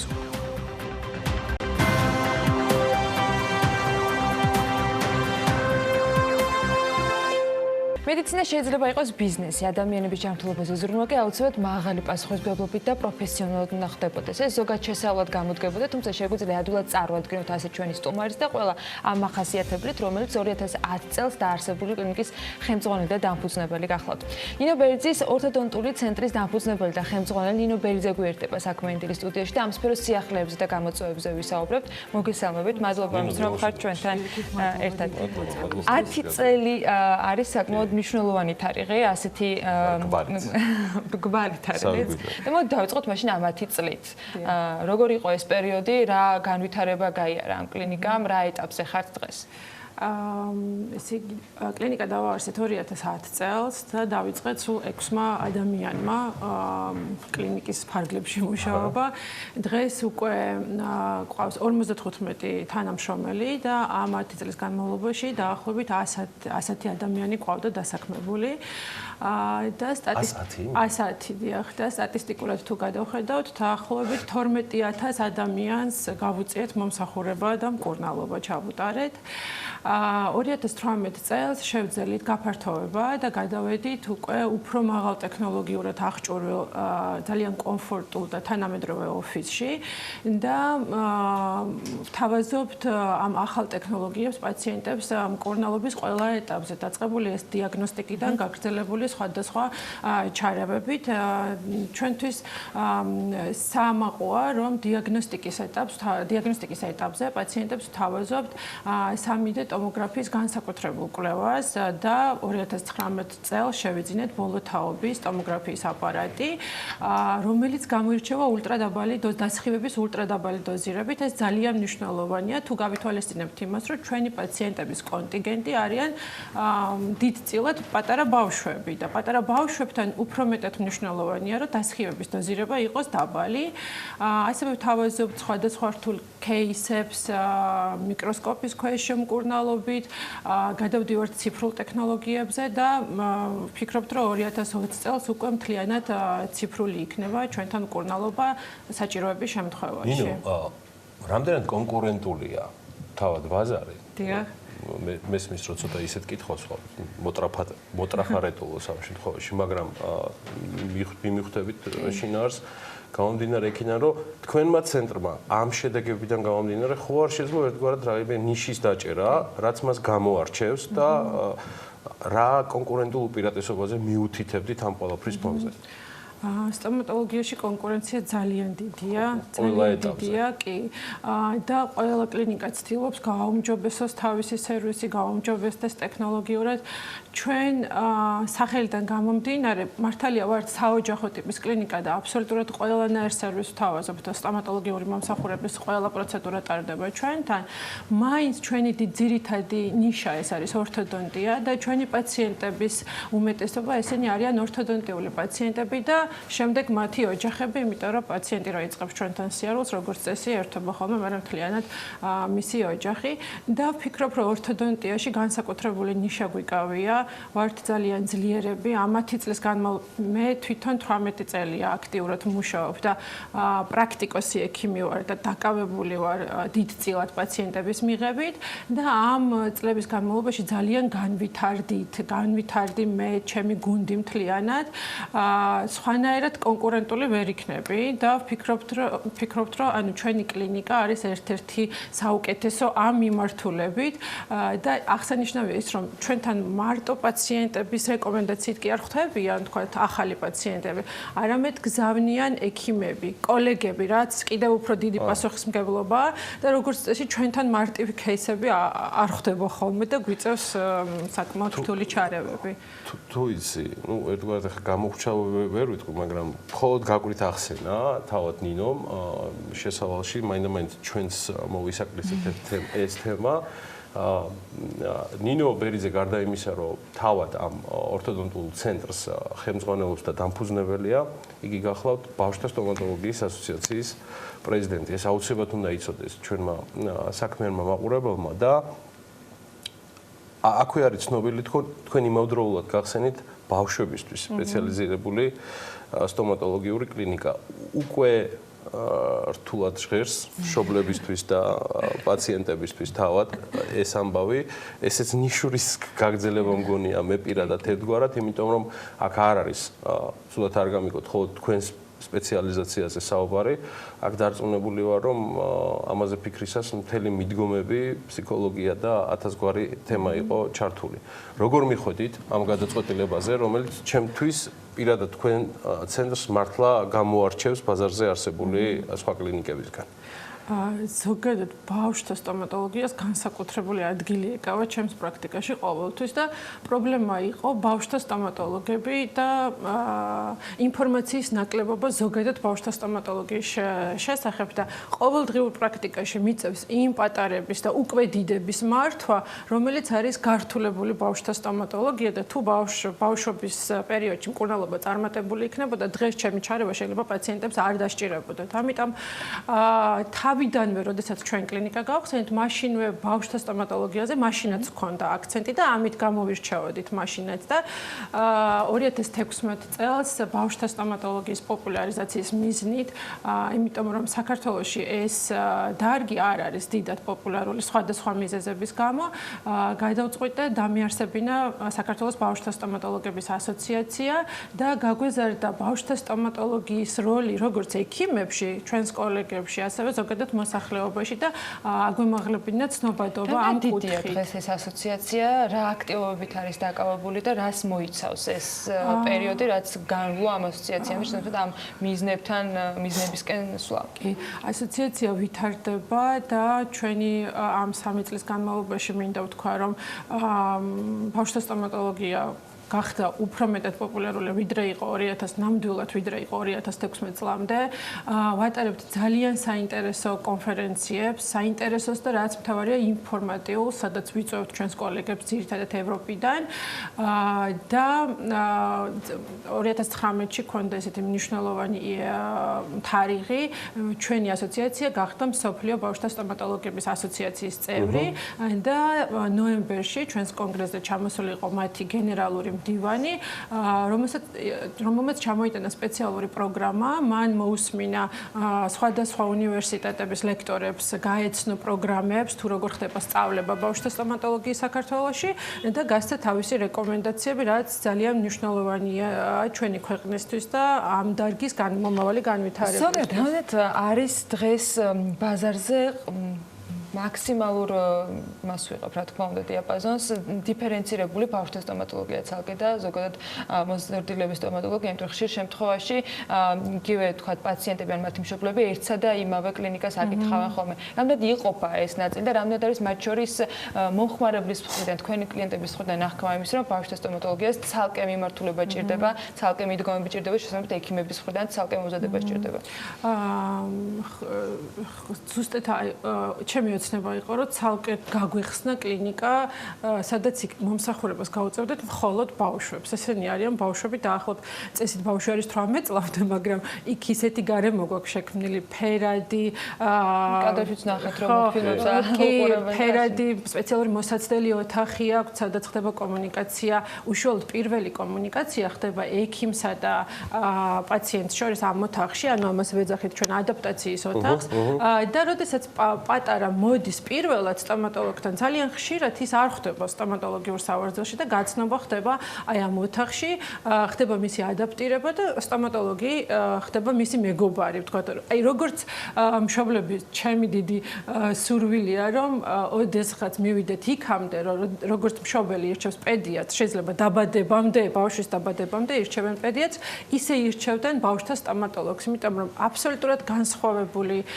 მიდგომები ბავშვებთან, საკმაოდ რთულია მათთან მუშაობა და მათი ჩვეულებრივ კლინიკაში მოხვედრა, რა თქმა უნდა, ის ფუფუნება არ არის, რომ ყველა დეტალი იყოს გათვლილი, ისე როგორც თქვა ჩვენ გავაკეთეთ, სადაც ძალიან მაღალკვალიფიციური კადრები ყავს და ტრეინინგებული, რეგისტრატორიდან დაწყებული, სანიტრით დამთავრებული, ყველა მიცის თუ როგორ უნდა მოიქცეს ბავშვთან, იმიტომ რომ ეს ჰარმონიაში მუშაობა ძალიან მნიშვნელოვანია. მცირე დეტალმაც კი შეიძლება შეაშინოს ბავშვი და მკურნალობა წარუმატებლად ეს არის თავარი უპირატესობა თქვენი კლინიკის. ეს არის ჩვენი, იმიტომ რომ ჩვენ ვემსახურებთ მხოლოდ პატარებს და მე პირადად მინდა და ისეთი კლინიკა, სადაც ჩემ შულს მივიყვანდი და იქ დიდები იმ სავარძელში, იმ სივრცეში დიდები არ მოხდებოდნენ. კი. ერთ წამი წარმოვიდგინე, კი, ვარ ტელევიზიაში, მაგრამ აი ესეთი კითხვა მიიღე, იმიტომ რომ ერთის მხრივ განვლილ 10 წელიწადზე უკვე ვისაუბრეთ, შევეხეთ ნაწილობრივ მხოლოდ და მხოლოდ გეგმებსაც, მაგრამ აი რატომ მაინც ეს კლინიკა? რომელი? ბავშვების. და რა მთავარ არგუმენტს მოიყვანთ იმისოთ, რომ იმ გეგმებიდან გამომდინარე, რაც რეალურად დასახეთ. გავიდა 10 წელიწადი, ბაზარზე ხართ, ნიშურები ხართ, თქვენი კონკურენტული უპირატესობა დაფიქსირებულია. ასოციაცია მოქმედია, იგი ინტეგრირებულია საერთაშორისო გლობალურ საზოგადოებაში. მე კლინიკის და თქვენი აქაური ბიზნეს გეგმებიც მაინტერესებს შემდეგი. კი, ანუ რატომ ბავშვთა კლინიკა? იმიტომ რომ როგორც ბავშვთა ასოციაციის, ისე ვთქვათ, ჩვენი კლინიკის მიზანია გაიზარდოს პრევენცია, გაიზარდოს ცნობადობა. მართალია, ბევრი მეკითხება, რომ რატო დააკავე ეს ამხელა სივრცე ბავშვთა სტომატოლოგიაზე, იმიტომ რომ ეს ითვლება ძალიან არამომგებიან ბიზნესად. თუმცა ეს ჩემი პირადი სურვილია და ვფიქრობ, რომ პრევენციას მიენიჭება ყველაზე დიდი როლი. ჩვენ შევქმნით სპეციალური პრევენციის პროგრამაც კი, სადაც აი უკვე თანამედროვე მშობლები, როგორც ადრე იყო, ისე აღარ აკეთებენ, მოდიან, იწყებენ რაც შეიძლება ადრე ექიმთან კომუნიკაციას და არ იწყებენ მაშინ, როდესაც ბავშვს ტკივა კბილი. როდესაც ჯოჯოხეთად იქცევა ხოლმე ეს პირველი ვიზიტი და არაფრით არ შეიძლება რომ პირველი ვიზიტი ემთხვეოდეს ტკივილს. ამიტომ ჩვენ გვინდა ეს ბავშვები უფრო ადაპტირებულები გავხადოთ, მაქსიმალური კომფორტი შევუქმნათ და თაობები, რომლებიც იზრდებიან, ნუ ეს არ იქნება მასიურად, რა თქმა უნდა, მაგრამ ჩვენთან მოხვედრილი თაობა მაინც გაიზარდოს სტომატოლოგიის შიშის და ფობიის გარეშე. და უფრო ჯანსაღი კბილები. რა თქმა უნდა და ნაკლები პაციენტი გვყავდეს ორთოდონტიულად და იცით რა არის მნიშვნელოვანი, რომ თუ პრევენცია გაძლიერდება, პრევენციით ჩვენ ვატარებთ მონიტორინგს თუ როგორ ვითარდება ზოგადად ბავშვი, როგორ ვითარდება მისი ყბები, თანკბილვა, რა მავნეჩვევები აქვს, რისი მოშორება შეგვიძლია და აი ეს განვითარებაზე ისე შეიძლება შევუწყოთ ხელი, რომ ბევრი პრობლემა ავიცილოთ და ჩემი პაციენტების ნაკლებობას არ განვიცდით, ამიტომ ჩემი დიდი სურვილია, რომ რაც შეიძლება მეტი ჯამრთელი ბავშვი და ნაკლები ორთოდონტიული ჩარევით დაგჭირდეს მომავალში. სამომავლო გეგმები რას უყურებს, როგორც ასოციაციის, ისევე პირადად თქვენი და ამ კლინიკის?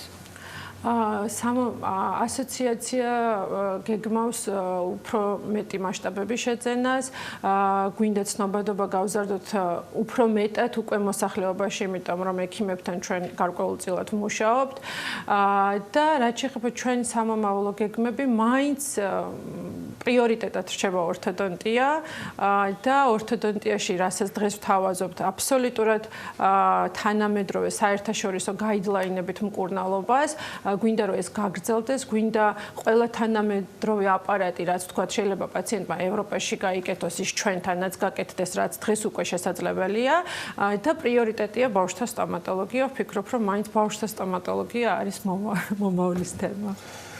წარმატებები ნინო ბერიძეს, იგი ნინო ბერიძის ორთოდონტიული ცენტრის დამფუძნებელი და ხელმძღვანელია, თავად ექიმი ორთოდონტია, ბავშვთა სტომატოლოგიის ასოციაციის ხელმძღვანელი გახლავთ. ნინოზე კიდევ ბევრს ვისაუბრებთ და მოგიყვებით და ვიდრე მას გავაცილებთ შემდეგი რუბრიკით ბიზნესი ახლებების შემდეგ უკვე კომპანია Grand Thornton-ი სექტორ მიმოხილვას შემოგთავაზებთ. პირველი ანგარიში ავტორულ და ბიზნეს საკონსულტაციო ჯგუფის წევრებმა ენერგეტიკის ბაზართან დაკავშირებით მომზადეს და ძალიან საინტერესო მასალა გამოაქვეყნეს. მის განხილვას საქმეენდილი სტუდიაში უკვე რამდენიმე წუთში ვგეგმავთ. ენერგეტიკის ბაზარი 2019-ის მიმოხილვის ავტორი გიორგი უსანეთაშვილი გვერდება საქმეენდილი სტუდიაში რამდენიმე წუთში.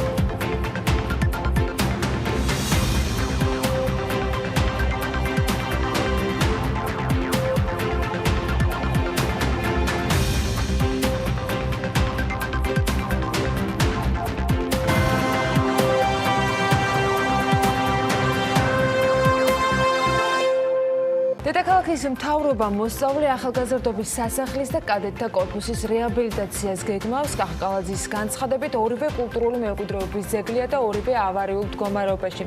თბილისის მერის ინფორმაციით, ორივე პროექტის შემთხვევაში 2021 წელს უყურებს. მისი რეაბილიტაციის დასრულება და ბიუჯეტიდან 25 მილიონი ლარია გამოყოფილი. გადახდის უნარობის საქმის წარმოების შესახებ კანონპროექტის სამუშაო ვერსიას მთავრობა უახლოეს სხდომაზე განიხილავს, რის შემდეგაც ის საკანონმდებლო ორგანოს გადაეგზავნება. სასამართლოებში გასაჩივრებული საქართველოს ენერგეტიკის და წყალმომარაგების მარეგულირებელი ეროვნული კომისიის გადაწყვეტილების უმეტესობა ძალაში დარჩა. 2019 წლის შედეგი. ეკატერინე ტიკარაძის განცხადებით, მთავრობის სოციალური პოლიტიკის უმთავრესი მიზანია ებრძოლოს სიღარიბის მიზეზებს და არა სიმპტომებს. პარლამენტის სხდომაზე მინისტრმა საზოგადოებას სამინისტრო სიღარიბესთან ბრძოლის გეგმა გააცნო და თქვა, რომ ადამიანის თავისუფალ არჩევანს მნიშვნელოვნად განსაზღვრავს მისი ფინანსური დამოუკიდებლობა. პარლამენტის პლენარულ სხდომაზე სიტყვით გამოსვლისას ტიკარაძემ სოციალურად დაუცველ პირთა საკითხებზეც ისაუბრა. მისი თქმით, სამინისტრომ დაიწყო ოჯახების ეკონომიკური მდგომარეობის ინტენსიური გადამოწმება, რათა შემწეობა მიიღონ იმ ადამიანებმა, რომლებსაც ყველაზე მეტად სჭირდებათ.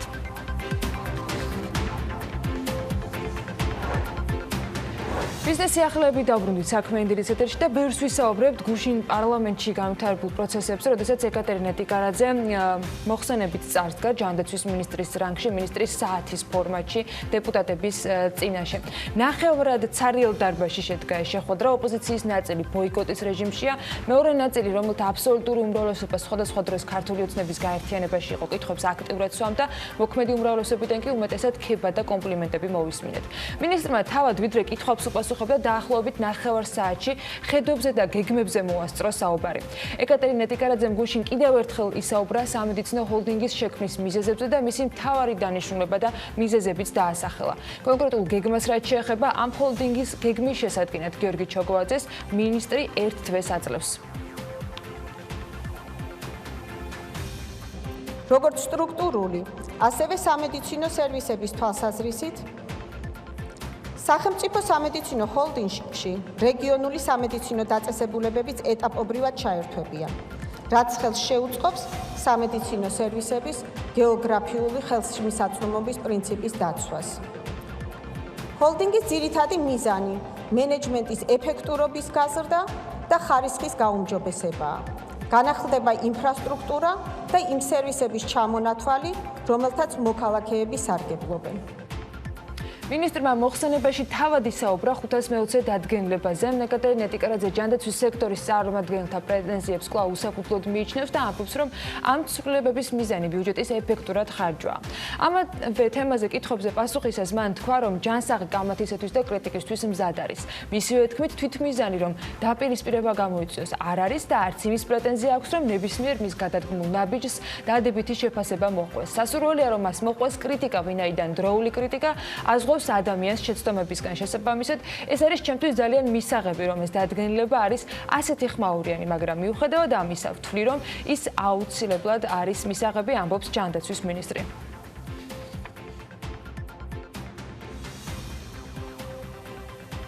შემუშავდა დაფინანსების ახალი მექანიზმი, რომელიც ითვალისწინებს ყველა კლინიკებისთვის საყოველთაო ჯანდაცვის პროგრამის ფარგლებში მომსახურების ტარიფების დადგენას და მომსახურების ისეთი ფასის წარმოქმნას, რომელიც პაციენტს თავიდან ააცილებს მაღალ თანაგადახდას, ბოლო პერიოდში საზოგადოებამ იხილა, რომ ჯანდაცვის აღნიშნულ რეფორმას სამედიცინო დაწესებულების მხრიდან მოყვა უკმაყოფილება. თუმცა მსურს ხაზგასმით აღნიშნო, რომ სამინისტროს მიერ მიღებული გადაწყვეტილებები არ იყო ერთპიროვნული. არამედ რეფორმა დაიგეგმა სწორედ ამ სამედიცინო დაწესებულებებთან ერთად აქტიური კომუნიკაციის საფუძველზე. პარლამენტის ტრიბუნიდან მინისტრმა საკუთარ ეჭვებზეც ისაუბრა. შეიძლება ეს ამ ტრიბუნიდან იყოს ძალიან მწვავე განცხადება, გაუბედავდა მაინც ვიტყვი. ამბობს მინისტრი, ის ეჭვობს, რომ შესაძლოა ზოგიერთი მომსახურების არამხოლოდ რაოდენობა, არამედ ფასიც ხელოვნურად ყოფილიყო გაზრდილი იმ პროცესში, როდესაც კლინიკები საყოველთაო ჯანდაცვის პროგრამის არსებულ სქემას იყენებდნენ და როგორც ეკატერინე ტიკარაძე განმარტავს, 520 დადგენილების შემოღება სწორედ ბიუჯეტის ხარჯვის ოპტიმიზაციის მიღებული გადაწყვეტილება გადაწყვეტილება, რაც შეეხება ამ საკითხთან დაკავშირებულ მოკვლევას, მინისტრის თქმით მიმდინარეობს ახლა ამ თემასთან დაკავშირებით ინფორმაციის დამატებით მოძიება და მას შემდეგ რაც იქნება არაპატიოსანი დამოკიდებულებები გამოვლენილი, ეკატერინე ტიკარაძე დებს პირობას, რომ ის ამაზე საჯაროდ ისაუბრებს. ხედავთ იმისა, რომ ეს შეიძლება ამ ტრიბუნიდან იყოს ძალიან მწვავე განცხადება, გავბედავდა მაინც ვიტყვი. კარდიოლოგიური ჩარევები სამინისტროში მოდის დისკზე აღბეჭდილი. ამ დისკების ანალიზის შედეგად ჩვენ დავინახეთ, რომ გარკვეული რაოდენობები, რომლებიც იყო მოთხოვნილი, არ შეესაბამებოდა იმ რაოდენობას, რომელიც იყო განხორციელებული და აღბეჭდილი იყო დისკზე.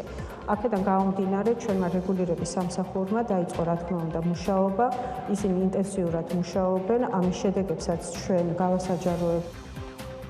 მინისტრის საათის ფორმატში ჯანდაცვის მინისტრმა დასაქმების და შრომის უსაფრთხოების საკითხებზეც ისაუბრა. მან აღნიშნა, რომ სამინისტრო აგრძელებს სისტემური და სტრატეგიული ნაბიჯების გადადგმას, რომელთა საბოლოო მიზანია ქვეყანაში დასაქმების და შრომის ბაზრის ეფექტური ფუნქციონირების ხელშეწყობა.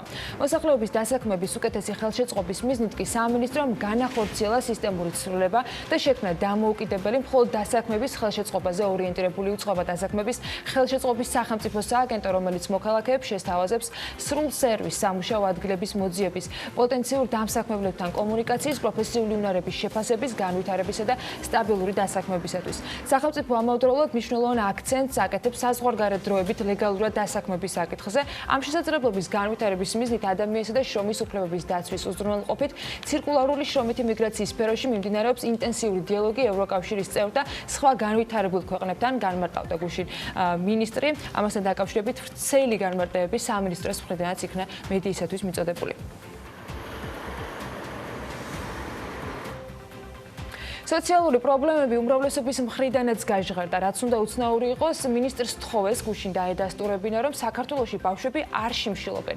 რაზეც ეკატერინე ტიკარაძემ თქვა, რომ სამწუხაროდ კიდევ ბევრია გასაკეთებელი იმისთვის, რომ ეს პრობლემა მართლა არ არსებობდეს. შიმშილობენ თუ არა დღეს ბავშვები საქართველოში? ნამდვილად იყო ძალიან მწვავე დისკუსიის თემა ეს წლების წინაც და ეს საკითხი ასევე დღესაც მწვავედ დგას. უნდა აღვნიშნო აუცილებლად, რომ 2019 წლის იანვრიდან 5ჯერადად გაიზარდა ბავშვების გაწეული დახმარება, ასევე არსებობს საკვები ვაუჩერები, მაგრამ ჩვენ ნამდვილად ვთვლით, რომ ეს არ არის საკმარისი ბენეფიტი და ჯერ აღმასრულებელ მთავრობასაც ძალიან ბევრი აქვს სამუშაო იმისათვის, რომ ჩვენი ბავშვები არა მხოლოდ არ შიმშილებდნენ, არამედ მათი კეთილდღეობისთვის ჩვენ ძალიან ბევრი გვაქვს გასაკეთებელი. ჯანდაცვის მინისტრმა სოციალური მუშაკების თემასთან დაკავშირებითაც ისაუბრა გუშინ პარლამენტში და აღნიშნა, რომ ამ მიმართულებით რეფორმა ხორციელდება. სოციალური მუშაკების შრომის პირობების გაუმჯობესებისათვის სახელმწიფომ უკვე განახორციელა მნიშვნელოვანი ნაბიჯები პირველი ივნისიდან, მაგალითად გაიზარდა მათი ანაზღაურება და გეგმილია არაერთი რეფორმა ამ მიმართულებით ამბობს ეკატერინე ტიკარაძე გუშინდელი გამოსვლისას მინისტრის საათის ფორმატში. ამასთან სააგენტო უახლოეს მომავალში მისივე თქმით გეგმავს გამოაცხადოს ვაკანსია 50 ახალ სოციალურ მუშაკზე.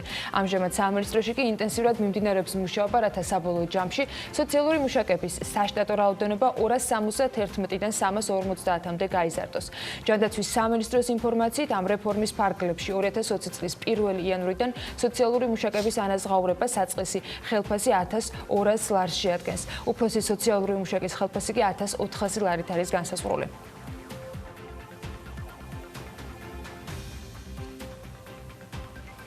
ენერგეტიკის სექტორში ბოლო 9 წლის განმავლობაში საქართველოს ჯამში $1.525 მილიონი ინვესტიცია მოიზიდა. ეს მონაცემები სექტორულად ყველაზე მაღალია და დომინანტი ამ სექტორში ჰიდროენერგეტიკაა, რომელიც მთლიანი ელექტროგენერაციის 77%-ს გენერირებს. იმის გათვალისწინებით, რომ საქართველოს სამხრივ პოტენციალი სრულად ათვისებული არ აქვს და კიდევ ბევრი პროექტის განხორციელების შესაძლებლობას იძლევა ჩვენი გეოგრაფია, გრანტ თორნტონის მიერ მომზადებული ანალიტიკა, ამიტომ რომელიც პირველია სხვათა შორის ამ მიმართულებით ენერგეტიკის ბაზრის პროექტის შესახებ რთული მისახვედრი არ არის, რომ ბევრისთვის საინტერესო უნდა იყოს.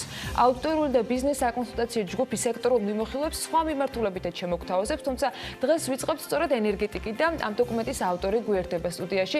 გიორგი უსანეთიშვილი, Grant Thornton-ის ბიზნეს საკონსულტაციო ჯგუფის ხელმძღვანელია ჩვენთან ერთად. მოგესალმებით, მადლობა იმისთვის, რომ ხართ საქმიანი დილის სტუდიაში. თქვენ გვარს აქვს ეს საოცრად სხვა რესპონდენტები, ბატონ გიორგი, როცა არის ეთერში, უსანეთიშვილს ვეძახით და ესე პირით, გიორგი უსანეთაშვილი არის ჩვენთან ერთად. მადლობა მობრძანებისთვის. სხვათა შორის გიორგიზე სურს მოგიყვეთ. ჩემგან კიდევ ერთხელ მადლობა ეკუთვნის Grant Thornton-ს იმისთვის, რომ დაუღალავად წარმოგვიდგენს ახალ პროფესიონალებს. გარდა იმისა, რომ გიორგის არაჩვეულებრივი განათლება აქვს მიღებული საერთაშორისო უნივერსიტეტებში, მისი სახელი და გვარი ინიციალები არის ძალიან ბევრ კვლევასთან, ძალიან ბევრ სხვადასხვა ბიზნეს გადაწყვეტილებასთან დაკავშირებული.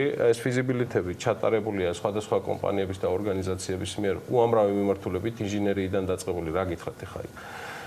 ინფრასტრუქტურა აწრის მიწოდება, საფინანსო ბაზრები თუ სხვა, პროფესიონალი ანალიტიკოსი გვიზის სტუდიაში, რომელთანაც დღეს ერთი მთავარი თემა გვექნება ჩვენი ტკივილი რა, მთავარი საზრუნი, რაც ამ ქვეყანას მგონია რომ უნდა კონდეს და ეს ენერგეტიკაა. ძალიან საინტერესო მიგნებებია Grant Thornton-ის ამ კვლევაში და სწორედ ამაზე ვიწყებთ გიორგი უსანეთაშვილთან საუბარს. დიდი მადლობა კიდევ ერთხელ მომწონებისთვის. დავიწყოთ მაშინ მიგნებებით, რომელიც 2019 წლის ბაზრის მთლიან მიმოხილვას მოიცავს ამ კონკრეტულ მოკვლევაში. რა იყო თქვენთვის მთავარი მიგნება, მთავარი შედეგი ამ კვლევიდან, რაც შეგვიძლია რომ ამოვიკითხოთ? მიმოხილვა გავაკეთეთ, როქში მე ვთქვათ, რომ ეს რომელსაც გვაჩვენა, რომ ანუ ენერგეტიკა არის მთავარი მიმართულება საქართველოს ეკონომიკისთვის და მთავრობისთვისაც.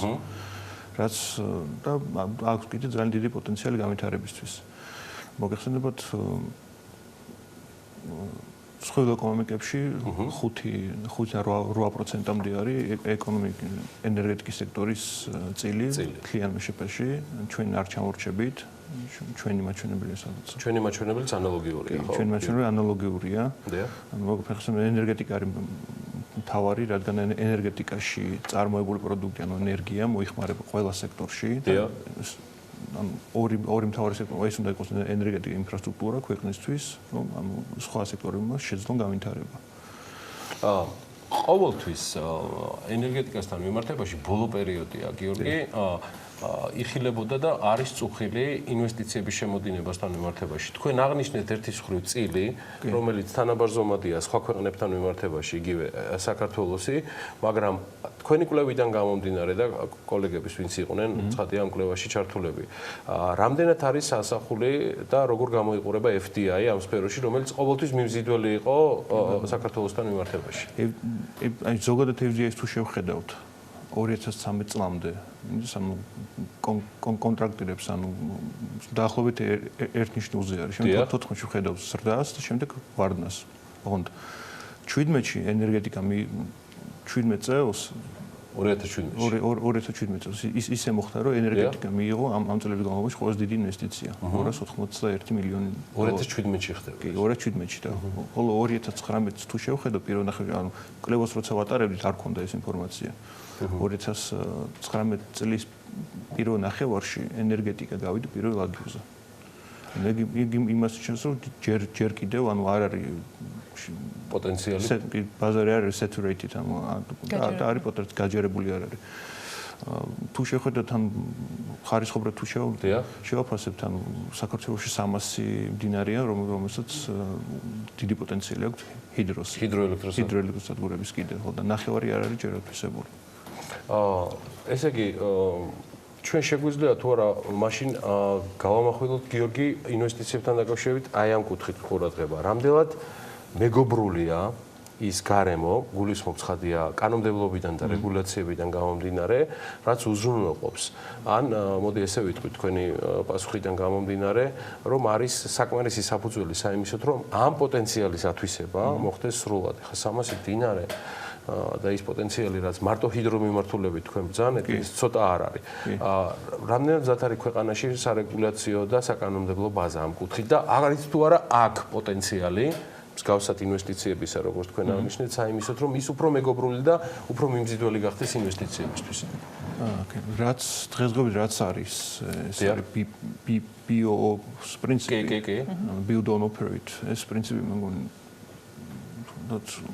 2005-დან, 2007-დან არის. ძალაში.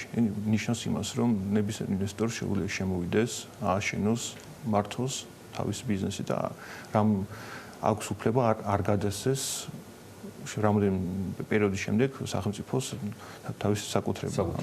ანუ იმას ნიშნავს, რომ თან არანერი არასდროს ბერკეტი ლიმიტირების ფაქტორი შესვლაზე. ეგ იმას Plus ამას არის PPA, ასეთი ჯერ კიდევ არსებობს PPA, Power Purchase Agreement, რის მიხედვითაც სახელმწიფო მზად არის შეისყიდოს ენერგია გარანტირებულად, ანუ გამოდის რა ვთქვათ, ინვესტორი ფიქრობს შემოვდივარ ბაზარზე, ვაშენებ და ქნის პროდუქტს, რომელსაც გარანტირებული ყიდული აქვს და plus ამას კიდე სახელმწიფო უფორმებს 10 წლიან PPA-ს რის მიხედვითაც იცის რომ 100%-იანად გაყიდვები ექნება. თუმცა ამ თემაზე დაკავშირებით იყო მათ შორის საუბრები და იგივე ინვესტორების მხრიდან წუხლები მას დაკავშირებით, რომ მათ არ აქვთ გარანტია, რომ ეს PPA იმოქმედებს და იმუშავებს მომავალშიც და სახელმწიფოს გადახედვა აქვს ამ შეთანხმებებს. ანუ ეს სახელმწიფოსაც შეზღუდვები დაუწეს ეს ანუ არ არის გარანტირებული დღეს ყველასთვის ეს საკითხი. აი ეს გაურკვევლობა, ეს თქვათ მოლოდინები, რომ შესაძლოა ეს გარანტირებული შესყიდვა არ არსებობდეს და ეს ცვლილება, რომელიც იდეაში მანამდე იყო და მე აღარ არის, რამდენად იმოქმედა ამ ბაზარზე, მიუხედავად იმისა, რომ შარშან საკმაოდ ესე აქტიური იყო ამ მიმართულების სექტორში ინვესტიციები. კი, 18-19-ის იყო აქტიური, სადაც 11-14-მდე ობიექტი გაიშვა და ექსპლუატაციაში უნდა შევიდეს წელს. მაგრამ 2017-ის მაჩვენებელზე ნუ არ არის კი. FDI ყველაზე მაღალი მაინც 2017-ში იყო. 281 მილიონი კი. უბრალოდ 2016 წლიდან ჩვენ გავხდით International Energy Community-ის წევრი. კი. ამით გვევალება, რომ ანუ ბაზრის დერეგულაცია მოხდეს ერთის მხრივ კარგი, მეორის მხრივ შეიძლება PPA-ზე იმოქმედოს, შეიძლება აღარ იყოს ეს. ანუ არის ეს შესაძლებელი, რომ PPA აღარ იქნება. რადგან ბაზრის დერეგულაცია მიდის და შემდეგი ეტაპი არის ორგანიზება ბაზრის. ანუ რაც მოიაზრებს, ანუ იგივე გაიჟღერა ესეთი ინიციატივა ენერგეტიკული ბირჟის შექმნის შესახებ, რომელსაც 2021-დან უკვე აქტიურად ახლა კონცეფცია არ არსებობს ახლა. დღესდღეობით სრულად ახლა ვერ ვთქვით ზუსტად რა მექანიზმი ექნება, მაგრამ პირველ ეტაპზე მიმართული გენერაციაზე და მსხვილი შემთხვევით 15 პირდაპირ მყიდველი გვაქვს შენ ამ დერეგულაციის პაკეტიდან გამომდინარე, გიორგი და ამ ახალი კონცეფტიდან გამომდინარე, რაზეც საზრუნი არის. შეიძლება ეს იყოს ახალი მიზიდულობა ინვესტორებისათვის თქვენი აზრით? ერთის მხრივ ეს ბირჟა ნიშნავს ტრანსპარენტობას. კი ბატონო. და მნიშვნელოვანია ინვესტორ. ძალიან მნიშვნელოვანია და ეფექტურობას, ანუ რამ ბირჟა როცა გაიშვება, ანუ როგორც ნებისმიერ ბირჟა ამ ბირჟაზე შედგება ვაჭრობა რის შემდეგაც მივიღებთ საბაზრო ტარიფს და კონკურენცია იქნება. ანუ ახლა როგორ ხდება, ახლა მე თუ არ მსხვილი შემთხვევაში მინდა ვიყიდო ელექტროენერგია მჭირდება, მივდივარ და პირდაპირ ხელშეკრულებას ვაფორმებ. ამ შემთხვევაში მექნება არა ვთქვათ რაღაც შეზღუდო რაოდენობასთან მუშაობის არჩევანის და თან საჯარო. კი და არჩევანი და თან საჯარო არის. ვერ მიხვა და რაღაც ანუ გარიგებისას გამორიცხული ვარიანტი არის კი. გასაგები. მიმდინარე თემაზე ფაქტიურად თავად გიორგი უსანეთიშვილმა გადაგვიყვანა და მინდა გადავიდე რა მაჩვენებლები გვაქვს თვითონ ამ მდგომარეობით ელექტროენერგიის გამომუშავების და მოხმარების კუთხით და ეს ყველაფერი გიორგი ბაზრის რომელ მოთამაშეებზე ნაწილდება, რასაც თქვენი კვლევიდან გამომდინარე ვხედავთ. კი, ანუ გენერაციის თუ შევხედავთ, სადაც 4400 მეგავატის installed capacity გვაქვს, ანუ სიმძლავრეები. დიახ. საერთოდ 77% მოდის ჰიდროელექტროსადგურებზე, დანარჩენი 23% თბოსადგურებზე. საერთოდ და ქარის ენერგიაზე. ქარის ენერგია არის სადღაც 9% არის დღესდღეობით. ჯამურად კი. მაგრამ ანუ არსებობს ის 10 წლიანი გეგმა, რომელსაც უნდა მივყვეთ, რის მიხედვითაც პოტენციალი რას უყურებს გიორგი მანდ ანუ არის ენერგიის პოტენციალი კი, ანუ sustainable energetic-ის პოტენციალზე მიმართული ეს კი და ანუ დღესდღეობით თუ არის 0.5% ქარის და 2029-ში გეგმით 7%-ზე უნდა იყოს ქარი და 3%-ზე სოლარი, ანუ რელატივურად გეჩვენება თქვენ ეს გეგმა? პოტენციალი არის ამის, უბრალოდ ეს კარგი ნიშანია ბაზრისთვის, ეს სიგნალია ერთ-ერთი, ანუ ისეთი ქართლი ვინ ფარნ გადავიდა ამ საქართველოს ბანკის მფლობელობაში. იმაში საქართველოს ბანკი თუ არ დაინტერესებული, კომერციულად თუ არ დაინტერესებული, ეს არის viable და feasible. ორი ქვეყნიდან გქონდა ჩვენ დეფიციტის შესება ძირითადად გასული წლის განმავლობაში. როგორ დაბალანსდა ეს ყველაფერი ამ ნაწილსაც რო გადავხედოთ, ანუ დეფიციტი გქონდა, როგორ შევავსეთ, საიდან შევავსეთ, რა პრინციპით იყო ეს ორი მიმართულება ერთ-ერთი. იმ ენერგიის იმპორტს თუ შევეხებით, ის საინტერესო ის ფაქტია, რომ 16-დან შედარებით 17-ში სამჯერ არის გაზრდილი იმპორტი.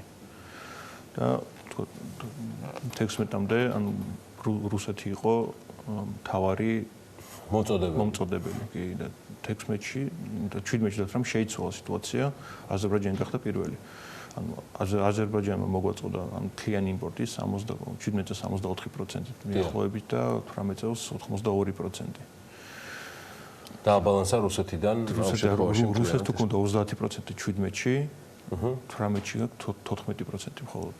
ამოდროს შემცირებული არის ექსპორტი, რაც გასულ წლების განმავლობაში საკმაოდ კარგ შემოსავალს იძლეოდა ქვეყნისათვის, თუმცა წელს რამდენადაც გაიზარდა იმპორტი, იმდენად შემცირება დაეტყო ექსპორტსაც.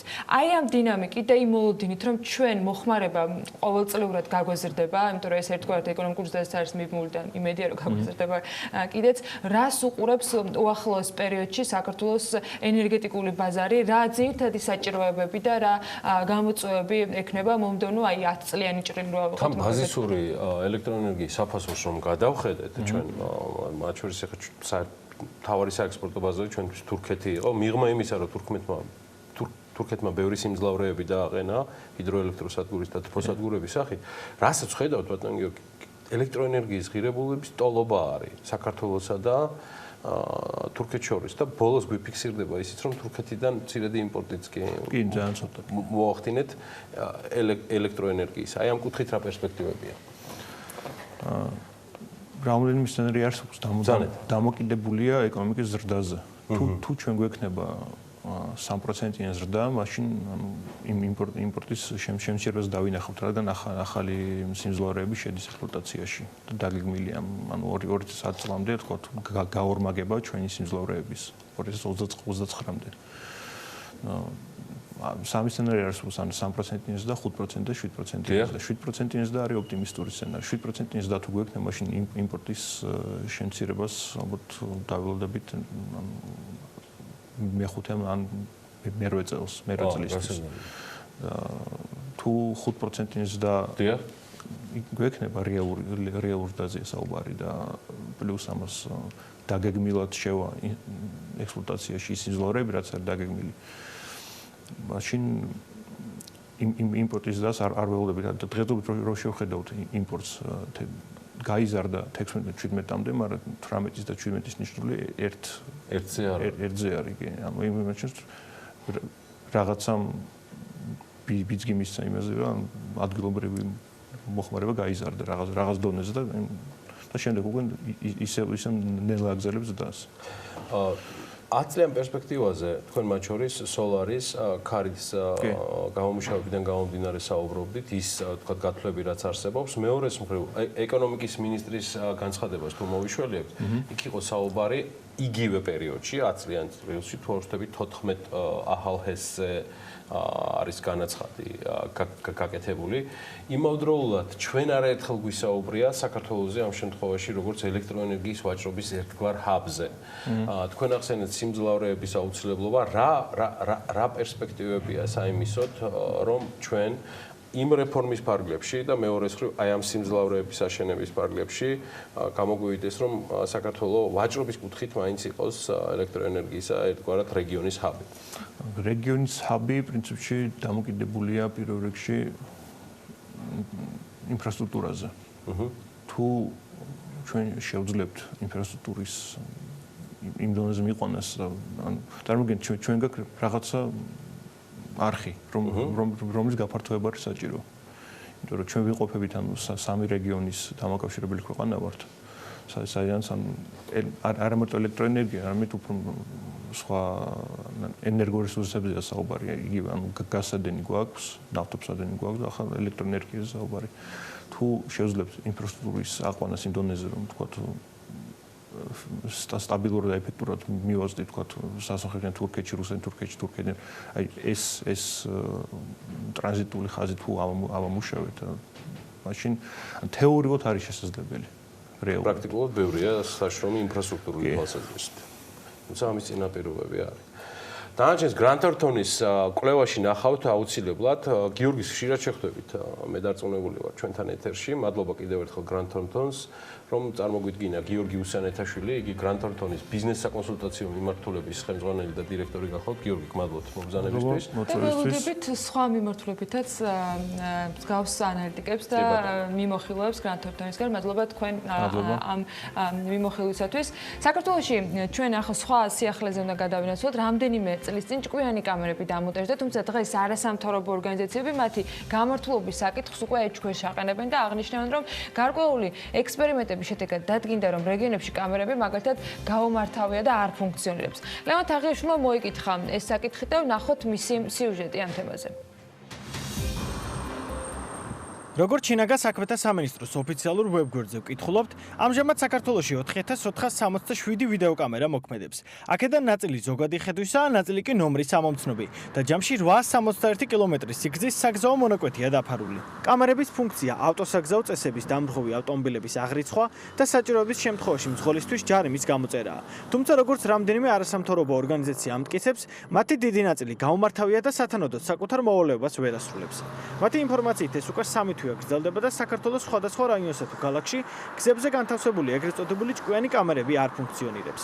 როგორც დავით მესხიშვილი საქმიან დილასთან საუბრისას ამბობს, მათ ამის გადამოწმება რამდენიმე რეგიონში სცადეს და ექსპერიმენტის შედეგად მათი ეჭვები სრულად დადასტურდა. გადაგაცილებული სატრანსპორტო საშუალებები, რომელთაც ინსპექტორებს ვადა უკვე ამოწურული ჰქონდათ, გავატარეთ კამერებთან სხვადასხვა ქალაქში და რაიონში და აღმოჩნდა, რომ არც ერთ კამერაზე რეაგირება არ ყოფილა. ეს არ ეხება დედაქალაქში იყო ასეთ რეაგირება.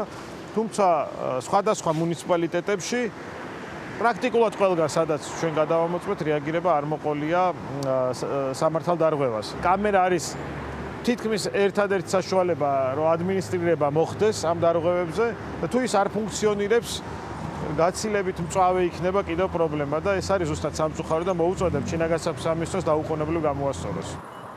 რატომ შეიძლება იყოს გამორთული ან დახარვეზებული ჭკვიანი კამერები? არასამთავრობო ორგანიზაციების თქმით, ამის რამდენიმე მიზეზი შეიძლება არსებობდეს. მათ შორის ერთ-ერთი 2020 წლის საპარლამენტო არჩევნები და კანონის ლოიალურად აღსრულების სურვილი შეიძლება იყოს.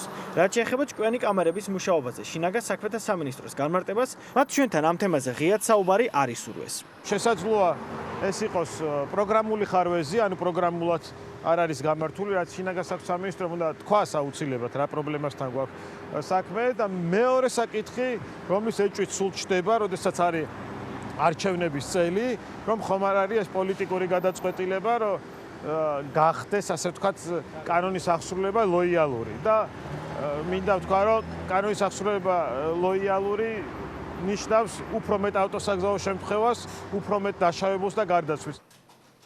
რაც შეეხება ავტოსაგზაო შემთხვევებს, პარტნიორობა საგზაო უსაფრთხოებისთვის, ორგანიზაცია, რომელიც 2010 წელს ღვედების აუცილებლობის შესახებ მიღებული კანონპროექტის ავტორია, ამბობს, რომ 2019 წელს ავტოსაგზაო შემთხვევების შედეგად გამოწვეული სიკვდილიანობა მომატებულია და ამის აღმოსაფხრელად სხვა ქვეყნები ძირითადად ჭკვიან კამერებს იყენებენ. თუმცა მათი გაუმართავობის ან დაზიანების შემთხვევაში პრევენციულ ზომებს ქვეყანა ვერ მიიღებს და ადამიანების სიცოცხლის შესაძლოა საფრთხის ქვეშ დადგეს.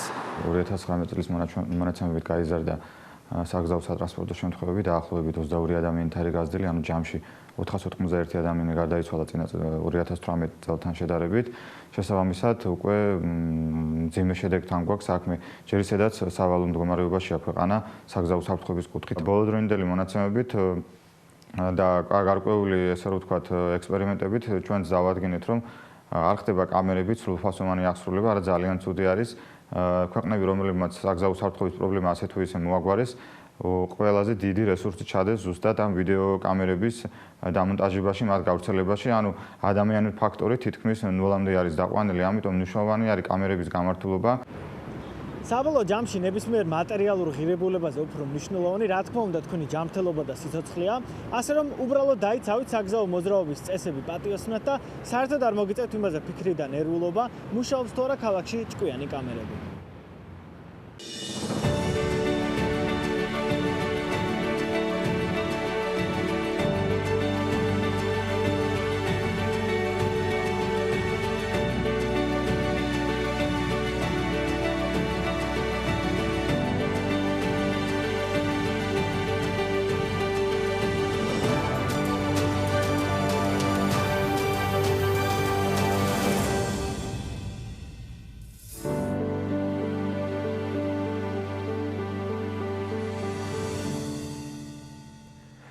დადგა საქმიანობის დრო, არჩეულებრივი ხუთშაბათი და დღევანდელი რუბრიკის გმირი არც მეტი და ნაკლები ბავშვობაში, რაც სრულად გასაკვირი არის, თოჯინებით თამაშით იწყებს, სათამაშოებისთვის ტანსაცმლის შეკერვის გამოცდილებამ და სიყვარულმა სოციალისტ ტანსაცმლის საკუთარი მწარმოებელი ხაზით შეაქმნევინა. ბიზნესის სახელწოდებით მიაო. ბავშვობის ახთენილ ოცნებასთან ერთად პროფესიით ჩვენებური ფინანსისტი ნინო ფრუიძის კომფორტის ზონიდან გამოსვლას და ახალი კომფორტის შექმნის საწყისიც ერთიანად ხდება. კომფორტი ახლა სხვებისთვისაც და ამ საქმის შემოქმედებისთვისაც ყველაზე მთავარს. ანუ მომხმარებლებისთვის და რაც მთავარია ბავშვების ბედნიერებას, მათ ღიმილს და კმაყოფილებას გულისხმობს, როგორია საკმაოდ კონკურენტულ ბაზარზე სრულად ახალი ბიზნესით, სტარტაპით შესვლა. და ამ სიახლეების ძიების გზაზე სასურველი შესთავაზებისთვის, მაძიებლებისთვის სრულად უკონკურენტო პროდუქტების მიწოდება. ბავშვობის ახთენილ ოცნებებზე და დიდ საქმეზე ედგვარ შესავალს ტრადიციულად ამ რუბრიკის ავტორთან და შემოქმედთან.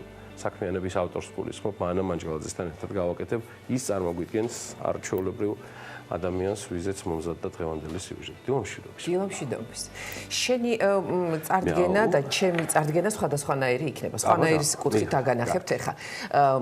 ნინო ფრუიძე უფრო სხვა სტილის ადამიანად მინდა წარმოვაჩინო და სხვა მიმართულებების. ეს არის სამართლის მცოდნე, უფლებადამცველი ადამიანი, რომელიც დღე-დღეზე გაემგზავრება სტრასბურგში იმისთვის, რომ დაიცვას ჩვენი მოქალაქეების უფლებები. ეს არის პირველ რიგში ტატუაშვილის საქმე, ეს არის კვარაცხელია საქმე და აი უკვე ამ დიდ პროფილს მიემატა, ამ დიდ პორტფელს ჩაემატა, ასე ვთქვათ, ვაშა გაფრინდაშვილის საქმეც. ეს არის ადამიანი, რომელიც წავიდა და დაბრუნდა იმისთვის, რომ რა ცოდნაც გააჩნია, რა ცოდნაც მიიღო, პრაქტიკულ გამოცდილებად ექცია და დამდგარიყო იქ, სადაც დღეს უკვე ძალიან ისეთი ფრაზა გაჩნდა, რომ აი ჩემ ქვეყანას სადაც სჭირდები, ხო, მაგრამ ეს ესე ფიქრობს და ასე იქცევა კიდევაც. არის ყველგან, სადაც მისი აქტივობა, მისი გამოცდილება, მისი ცოდნა არის საჭირო. და ამ მიმართულებით საკმაოდ აქტიურია. ჩვენ ერთი დღე ავიღეთ ნინოს ცხოვრებიდან და მუშაობიდან და ერთბაშად მოვხვდით რამდენიმე ლოკაციაზე. აქ იყო ადვოკატი ნინო ფრუიძეც, აქ იყო უფლებადამცველი ნინო ფრუიძე, აქ იყო ლექტორი ნინო ფრუიძე, აქ იყო სამართლის სამაგისტრო პროგრამის ლექტორი და ვთქვათ ავტორიც, იმიტომ რომ მათ აქვს დაწერილი, მის გუნდს აქვს დაწერილი ზუსტად პირველებს საქართველოში უსაფრთხოების, სტრატეგიული უსაფრთხოების მიზნით სამაგისტრო პროგრამა, რომელიც ერთი წელია ამუშავდა უკვე და თვითონ კითხულობს ამას. აქ იყო რადიო წამყვანი ნინო ფრუიძე და აქ იყო სახლში თავის ოდრისთან ერთად მყოფი ნინო ფრუიძეც. ძალიან საინტერესო მიმართულებები აქვს და ერთი მთავარი მესიჯი აქვს მას, რომ შეცვალოს ამ ქვეყანაში ბევრი რამ. და ერთი მითხარი ცოტა რომ გადავახვიდეთ. ვაჟა გაფრინდაშვილთან დაკავშირებითაც საქმე შეიკრა? ის არის ემპათიას გუნდის წევრი, არის უფლებადამცველი. ზუსტად ჩვენი იქ ყოფნის დროს ისინი ამზადებდნენ წერილს რუსეთის გენპროკურატურაში გასაგზავს, სადაც ისინი ზუსტად ჩამოაყალიბეს რამდენიმე პუნქტი აი ამ თემასთან დაკავშირებით. იციან რა პასუხებსაც მიიღებენ იქ, აგროვებენ მასალას, რომ ზუსტად სტრასბურგში წარადგინონ ეს საქმე. ის არის ერთ-ერთი. ოკეი, პროფესიულიდან გამომდინარე, სრულად განსხვავებული ნინო ფრუიძე ეს ჩემი შესავალი რამდენად განსხვავდება მისი ბავშვობის ოცნების ახდენასთან. არა, მაინც განსხვავებული არის რაღაც რაღაცებში. არის სხვაობები, დღეს ის სრულიად სხვა ცხოვრებით ცხოვრობს, სრულიად სხვა მიმართულებები აქვს. თლიანად გადართული აი ამ აქტივობებში, თლიანად ჩართული ამ აქტივობებში და ნახავ ყველგან, სადაც კი შეიძლება რომ იყოს საჭირო მისი ცოდნა. გასაგებია. კარგი, მოდი წარვადგინოთ მაშინ პირდაპირ. ნინო ფრუიძე საქმიანობის ჩვენი დღევანდელი გმირი იქნება სწორედ მანანა მანჯგალაძის ასე ვთქვათ სიუჟეტის გმირი. მოდი ვნახოთ სიუჟეტი. დაფაზე ახლა მისი საკუთარი 10 მცნება წერია. სამართლიანი სახელმწიფო, ეროვნული უსაფრთხოება, თავისუფლება, კონსტიტუცია. სახელმწიფო მართვის პროფესიული არჩევანი 16 წლისამ გააკეთა. მასთან სახლში სუფრასთანაც კი მედიცინაზე, პაციენტებსა და ოპერაციებზე საუბრობდნენ. ის ამ დომინანტ საოჯახო პროფესიას აცდა და სამართალი აირჩია.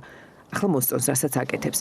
მედიცინა კი დარჩა რომანტიკულ პროფესიებში. ასე გამოვიდა პირველად კომფორტის ზონიდან, სადაც გაცილებით მარტივად შეეძლო ევლო.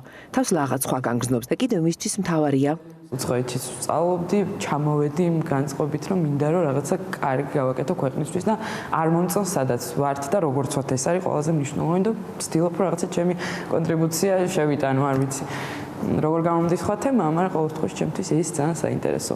ახალგაზრდები მიდიან და უკან აღარ ბრუნდებიან. ხომასია, ის კი ზუსტად იმიტომ წავიდა, რომ უკან დაბრუნებულიყო.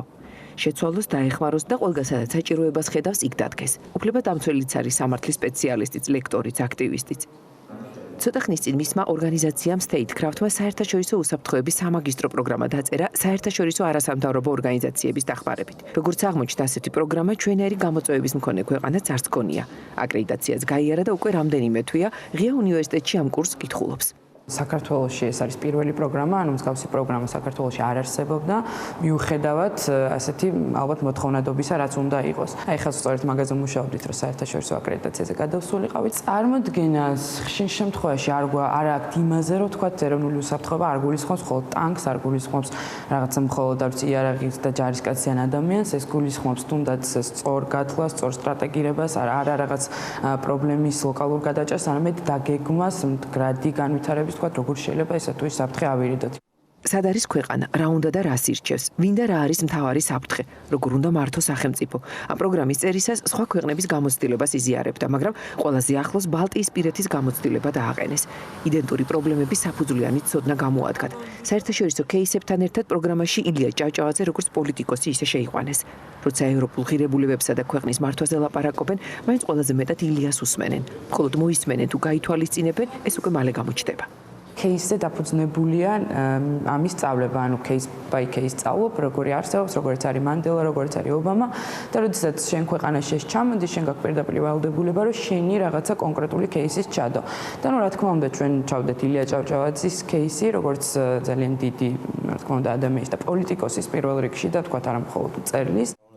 გიგა უკვე წლებია მისი საქმიანი პარტნიორია. უნივერსიტეტის შემდეგ უკვე ემპათიაში მიდიან. აქ უკვე პრაქტიკული საქმიანობა იწყება დიდი პასუხისმგებლობით. ხედა ან ქვეძება. აქ თაროზე საქმე არასდროსდევს. სტრასბურგის საქმეები აბარია. დადუნაშვილის კვარაცხელია შემდეგ, ექიმ გაფრინაშვილის საქმეც დაემატა. ახლა წერილს რუსეთის გენერალური პროკურატურისთვის ამზადებენ. ზუსტად ისიან პასუხიც. არაფერ შუაში ვართ და გადამისამართებაც. მიმართეთ ვითომ დამოუკიდებელ სახელმწიფოს. არადა სამივე საქმეში რუსეთი ერთნაირად ფიგურირებს. ემილია ყველაზე მნიშვნელოვანი თქვა, რომ ამ ადამიანების რუსეთის სამხედრო ბაზაზე გადაყვანა არის ყველაზე ერთ-ერთი ძალიან მნიშვნელოვანი დანაშაული, რაც უშუალოდ ასე ვთქვათ, ამტკიცებს ვთქვათ, რომ რუსეთი მონაწილეა დატუნაშვილის საქმე არის კომუნიცირების ეტაპზე სტრასბურგში და როგორც კი დაიწყება უკვე განხილვები ამ თემაში ჩავერთვებით. როცა უფლებადამცველი ხარ, გიწევს საქართველოს მოქალაქეების დაცვა აგრესორი ქვეყნისგან, მაგრამ გიწევს საკუთარი მოქალაქეების დაცვაც საკუთარი ქვეყნისგან. ასე გაჩნდა მის პორტფელში 20 ივნისის საქმე. ის უფლებადამცველიც არის და აქტიური მოქალაქეც. როცა ცვლილება გინდა, აქაც უნდა გამოხვიდე კომფორტის ზონიდან. მესამე ლოკაცია და კიდევ ერთი საქმიანი შეხვედრა ეს უკვე კერძო პრაქტიკაა. აქაც გიგასთან ერთად წვეთს კერძო დავებს. გამარჯობა, მოგესალმებით, მივესალმებით ჩვენს ტელემაყურებელს და რადიო მსმენელს. მორიგი სამუშაო ადგილი, რადიო დედაქალაქი. დიდი შესვენება გამოუვიდათ. მომავალი კვირიდან გადაცემა მოკალი ბილი ისევ ეთერში ბრუნდება. საავტორო გადაცემა თავისუფლებას აძლევთ სხვა რაკურსით შეხედონ პრობლემებს. მოკალი ბილი კი ხშირად იმას ნიშნავს, რომ პრობლემა აქვე მოკლან, ამოწურონ. რადიოში მუშაობა ყოველდღიურ რუტინას განსხვავებულს ხდის. რასაც ფიქრობ, რომ არასწორია, რასაც ფიქრობ, რომ შესაძლებელი და გამოსასწორებელი ამაში მიიღო მონაწილეობა, იმიტომ რომ შენ გარდა ამას ვერავინ ვერ გააკეთებს. ყველამ ჩვენი წვლილი თუ არ შევიტანეთ ამაში, უბრალოდ სხვანაირად არავინ არაფერი არ გამოვა. რაც ყველას ესეთი აღქმა აქვს, რომ შენ კარგად თბილად უნდა იჯდე და ვიღაცამ შენ მაგივრად საქმე უნდა აკეთოს. არ ხდება ესე. ყოველთვის აქვს კონკრეტული მიზანი და ამ მიზნისკენ სულა ყველაზე საინტერესო პროცესად მიაჩნია. წლების წინ პრაღაში მაგისტრატურაში გადაწყვიტა სწავლის გაგრძელება. მაშინაც ჩვეული ზონიდან გამოვიდა. სახლი მეგობრები გართობა ეს ყველაფერი გადადო. წავიდა და გააკეთა ისაც უნდოდა. მხოლოდ სწავლაზე იყო კონცენტრირებული. მუშაობდა როჩილდის ბანკშიც. დარჩენად შეეძლო, მაგრამ ის უკან დასაბრუნებლად იყო წასული. იქ მიდიხარ იმისთვის, რომ ისწავლო. და მთელ შენ დროს უთმობ იმას, რომ უნდა იმეცადინო და სხვა პრაქტიკულად არც საქმე გაქვს და არც რაღაცა ვალდებულება. მახსოვს, რომ ესეების წერის პროცესში შეიძლება 2 კვირა ისე გასულიყო, რომ სახლიდან არ გამოსულიყავი და მეგობრებისთვის დაგერეკა, რომ პური ამომიტანეთ გეხუწები. ეს მხოლოდ ერთი დღის ქრონიკა იყო. ახლა შესაძლოა სავარჯიშოთაც წავიდეს, მაგრამ ჯერ ოდრის დროა. ყველაზე ლამაზად მიაჩნია. მისმა არსებობამ პასუხისგებლობა ჩემიცვალაო ამბობს. სახელი მე შეურჩიე და მგონია, რომ ძალიან უხდება. გავახსენე. ოდრის ძალიან. ჰებერზე თუ არა ტატუზე მაინც შეიძლება რომ რომელიღაცაზე მიდის. და ნამდვილი გოგოა, აი ნახე როგორ დადის რაღაცნაირად. მოდელის გარეგნობის უფლება დამცველი ერთდროულად რამდენიმე საქმეს აკეთებს. როგორც ქალს უწევს სხვადასხვა სტერეოტიპების ნგრევაც. და ესეც საინტერესოა მისთვის. პოლიტიკაში ცადა ბედი, თავისუფალი დემოკრატების ახალგაზრდული ფრთის ლიდერი იყო. როგორც სამოქალაქო აქტივისტი, იმასაც ხედავს, რომ რთულად, მაგრამ აინც ხვდებით ქვეყნის მცხოვრებლებიდან მოქალაქეები. ახლა გამოცდილების დაგროვების დროა და მე არც იმას გამორიცხავს იქ აღმოჩნდეს საიდანაც ქვეყანას მართავენ. გაიცანით და იცოდეთ, ის მომავლის თაობიდანაა.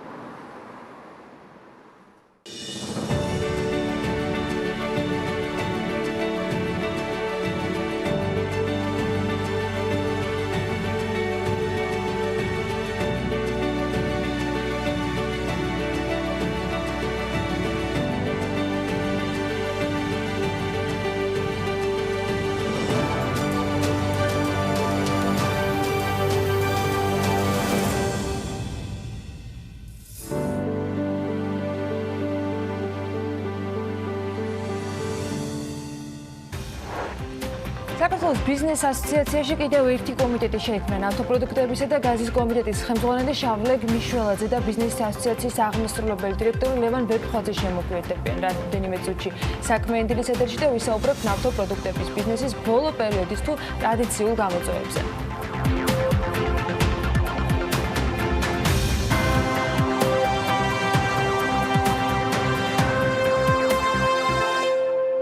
საქართველოს ბიზნეს ასოციაციაში ნავთობპროდუქტების და გაზის ახალი კომიტეტი შეიქმნა, რომელიც ნავთობპროდუქტების სფეროში არსებულ გამოწვევებთან დაკავშირებით იმუშავებს. რა გამოწვევების წინაშე ეს მიმართულება, რას აიდენტიფიცირებს ბიზნესი, ამას ახლად შექმნილი კომიტეტის ხელმძღვანელის რანგშეკვე ჩვენი სტუმარი შავლეგ მიშველაძე გვეტყვის, რომელიც კომიტეტის ხელმძღვანელად BAG სამართალყურო საბჭომ 30 იანვარს ოფიციალურად დაამტკიცა. ახალი სტატუსით გვერდება სტუდიაში ბატონი შავლეგი, რომელსაც ამ სექტორში 15 წლიანი გამოცდილება აქვს და ჩვენთან ერთად არის ასოციაციის აღმასრულებელი დირექტორი ლევან ვეფხვაძეც. მოგესალმებით, მადლობა იმისთვის, რომ ხართ ჩვენთან ერთად. მადლობა მომბრძანებისთვის. მადლობა მოწვევისთვის. დიდი დრო გავიდა, რაც შავლეგი არ არის ჩვენთან სტუდიაში და მოგხდა მიხარია ამ ამპლუაშიც მისი ყოფნა, მაგრამ თემატიკას და სფეროს და ინდუსტრიას ცხადია გამოცდილი. მაგრამ მე მაინც მინდა დავიწყოთ, რატო იმ კითხვით, რომელიც უკავშირდება უშუალოდ ამ კომიტეტის დანიშნულებას, ფუნქციას და გადაწყვეტილებას, რომელიც ასოციაციამ მიიღო. ბევრი ახალი კომიტეტი შეემატა ასოციაციას, ახალ წევრებსაც ხედავთ, მაგრამ ამ მიმართულებით რა ინტერესი, რა მიზნები განუსაზღვრა ასოციაციამ ამ კომიტეტს, ამით დავიწყოთ. ბატონო, დიდი მადლობა. გარდა იმისა, რომ კომიტეტი შეიქმნა და შავლეგი არის ამ კომიტეტის ხელმძღვანელი, კიდე ერთი სიახლეა, იმიტომ რომ ჩვენთან ასოციაციაში, იმიტომ რომ არის როგორც იცით, ხუთი მთავარი, ასე ვთქვათ, როგორ თქვა, ბრენდ იმპორტიორები და საცალო გამგებლები ნავთობ იმპორტიორთა ბაზარზე და აქედან 4 იყო ასოციაციის წევრი და ასევე მე-5 რომპეტროლის გახდა ასოციაციის წევრი. ანუ კი გახდა, ანუ ეს იმას ნიშნავს, რომ 5-ვე ძირითადი ბაზრის მოთამაშე ასოციაციაშია და ეს იყო ერთ-ერთი ძირითადი წინაპირობა იმისა, რომ ამ კომიტეტის საჭიროება გახდა. თვითონ ამ ინდუსტრიაში რა პრობლემები ალბათ შავლეგი ამაზე ისაუბრებს, მაგრამ თავისთავად ეს კომიტეტი არ წამოსულა ზემოდან ქვემოთ, რომ ვიღაცას ან აღმასრულებელ გულში მოვიდა თავში იდეა, რომ კომიტეტი შექმნილიყო ან პრეზიდენტი ან სამხედრო. ეს იდეა წამოვიდა თვითონ იმ კომპანიებისგან, რომლებიც არიან ჩვენი წევრი და თავარი მიზანი არის ის, რომ როგორც ჩანს სირთულეები და გამოწვევები ბაზარზე იმდენად დიდია, ერთის მხრივ და მეორეს მხრივ მათი მხრიდან BAG-ის ასოციაციის ჩვენი ასე ვთქვათ გავლენა ძირითად სტეიქჰოლდერებთან ან დაინტერესებულ მხარეებთან ურთიერთობა იმდენად მაღალია და ჩართულობა იმდენად მაღალია, რომ მათ ჩათვალეს, რომ ესეთი კომიტეტი აუცილებელია, საჭიროა მათთვის, რომ ამ კომიტეტის მეშვეობით მოხდეს კონკრეტული პრობლემატიკის დაყენება და მერე უკვე პედალირება. მათ შორის საუბარი არა მარტო იმაზე, რომ კონკრეტული პრობლემატიკა ვთქვათ, რომ ეს პრობლემაა, არამედ პირიქით კომიტეტის მიზანიც იქნება შევთავაზოთ კონკრეტული გზა, როგორ მოგვარდეს ეს პრობლემა. თქვენ როგორ ხედავთ, ჩავლეკ, კომიტეტის საქმიანობის ამ შემთხვევაში სამუშაო მიზანს საიმისოდ და რა თარგეტირებას უკეთებთ, თქვათ იმ უფლება მოვალეობებს, რაც კომიტეტის ფარგლებში იქნება აწ უკვე 5-ვე წამყვანი ბრენდული იმპორტიორის პირობებში. თქვენის ნებართვით დავიწყებ ცოტა შორიდან. თქვენთვის ეს კარგად არის ნაცნობი, მაგრამ ზოგადად კიდევ ერთხელ რომ ჩამოვთვალო, რას ნიშნავს ეს სფერო და ბიზნესის ეს სექტორი ქვეყნისთვის. ეს არის ქვეყნის უმსხვილესი ბიუჯეტში შემტანი თანხის $1 მილიარდზე მეტი შედის ყოველწლიურად ამ სექტორიდან. ეს არის ათასობით დასაქმებული ადამიანი ამ ინდუსტრიაში. ეს არის უახლესი და თანამედროვე ინფრასტრუქტურა ერთის მხრივ, რაც სახეზე გვაქვს საბედნიეროდ საუკეთესო ევროპული თუ მსოფლიო სტანდარტების შესაბამისი. ეს არის არაჩვეულებრივი განვითარება წლიდან წლამდე დინამიური სხვადასხვა ტიპის ავტომატიზირებული პროგრამების თუ სხვადასხვა ტიპის შეთავაზებების და ასე შემდეგ. სახეზე გვაქვს ერთგვარი სინთეზი და მართლაც ზეიმი მარკეტინგული სულების შესაბამისი კაპიტალური დანაბანდების და ასე შემდეგ. თუმცა ამ ფონზე პრობლემებიც ბევრია.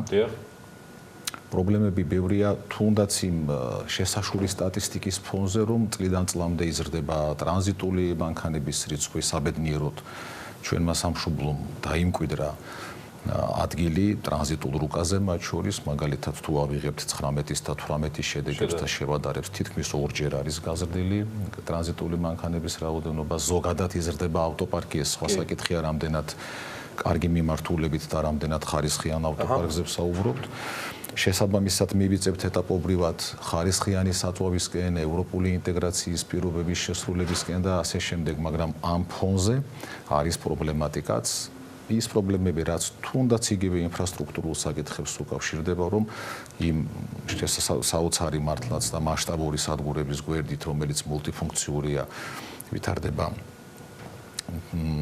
რბილად რომ ვთქვათ, უსახური გასამართი სადგურებიც, პირობები ტექნიკური, უსაფრთხოების დამაკმაყოფილებელი რბილად რომ ვთქვათ, ვერ არის ამ ფონზე, მოთამაშეები არიან ფაქტიურად სხვადასხვა ვითარებაში და ალბათ ყველაზე წონადი და ჟღერადი თემა, რაც ციფრობრივად წონაც და ჟღერადს გულისხმობს, რაც გაჟღერებულია და თემა ქვეყანამიცის მსვლელობაც მათ შორის, რომ საუბარი არის 100 მილიონზე მეტ თანხაზე, რომელიც სხვადასხვა ტიპის მანიპულაციით დააკლდა ქვეყნის ბიუჯეტს, დააკლდა თვითველმის ყალბიანგარის ფაქტორების მანიპულაციას გულისხმობს, თუმცა გარდა ამ გაჟღერებული თემისა, რომ ეს დააკლდა ქვეყნის ბიუჯეტს, ეს დააკლდა ამ სექტორის განვითარებას, იმიტომ რომ პროპორციულად ეს დააკლდა თვითოულ მოდით ასე ვთქვათ, წესიერ მოთამაშეს, ვინც დაზარალდა სხვა არაწესიერი და არაკეთილსინდისიერი მოთამაშეების მხრიდან შექმნილი ამ რაღაც გაუგებარი თუ გასაგები სქემის ფარგლებში.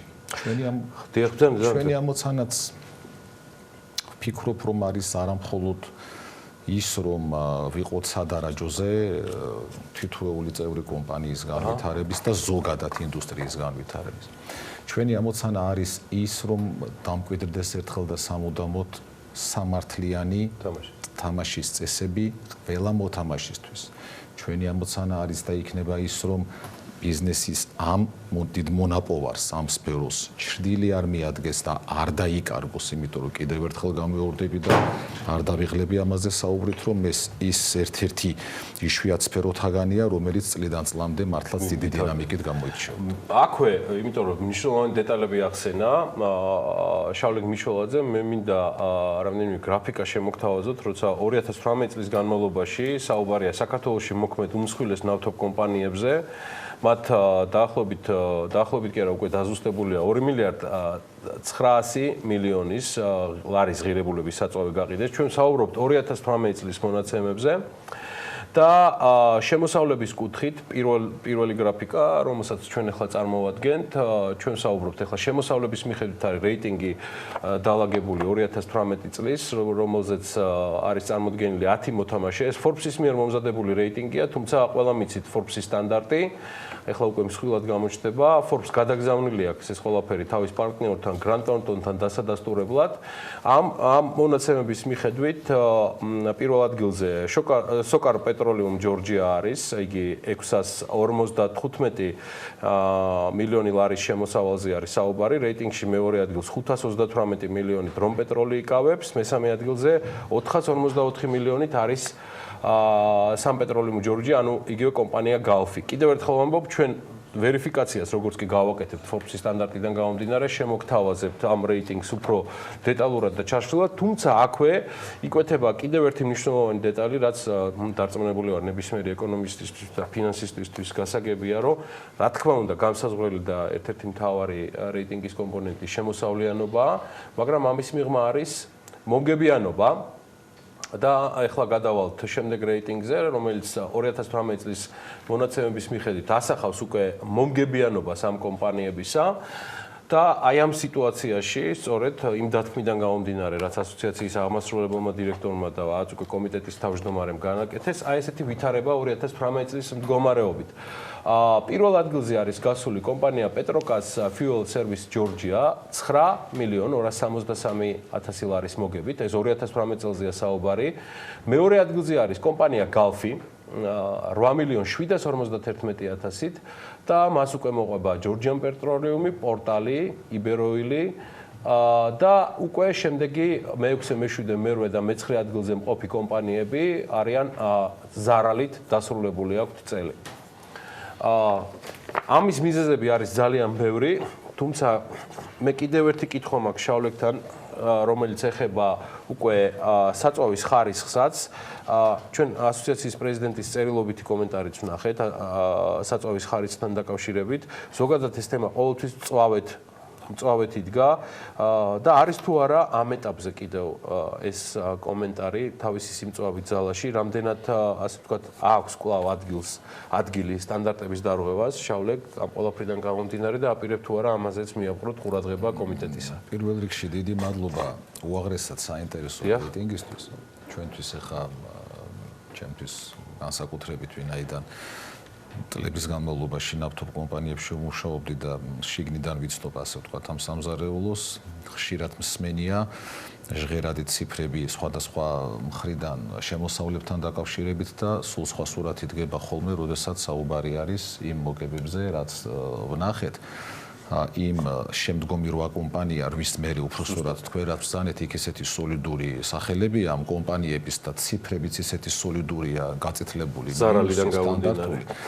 მე ვფიქრობ, რომ როდესაც საუბრობდი ინდუსტრიის და ამ სექტორის გადარჩენაზე, დინამიკის შენარჩუნებაზე, ეს თქვენს მიერ მომზადებული ციფრები გახლავთ არაჩვეულებრივი მაგალითი, რომ სწორედ რომ დროულად არის კომიტეტით შექმნილი, სწორედ რომ დროულადაც კეთდება აქცენტები უმნიშვნელოვანეს გამოწვევებზე და სწორედ რომ დროულადაც შველა ჭირდება მართლაც სექტორს, თორე ასეთ ციფრებს დიდხანს ვერც ერთი კომპანია ვერ შეეგუება და ეს მართლაც რომ განგაშის სიგნალია.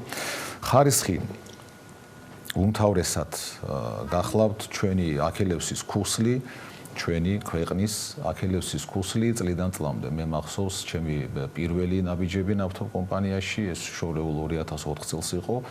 და წლიდან წლამდე მესმოდა სულ და სხვადასხვა ნორმატიული აქტები დგებოდა იმასთან დაკავშირებით, რომ ამ წლიდან გადავდივართ ამ შემდგომ სტანდარტზე და ასე შემდეგ. ერთია ზოგადად სტანდარტთან მიახლოება ქაღალდის დონეზე და ნორმატიული აქტების დონეზე. მეორეა გაცილებით რთული ამის სისრულეში მოყვანა და აქ-ელიფსის ქუცლის დიდი ნაწილი სწორედ აქ მდებარეობს, იმიტომ რომ ზოგადად იმ ბაზით, ტექნიკურ ბაზას გულისხმობ, იმ აღჭურვილობებით, რაც გააჩნია სხვადასხვა ტიპის მაკონტროლებელს.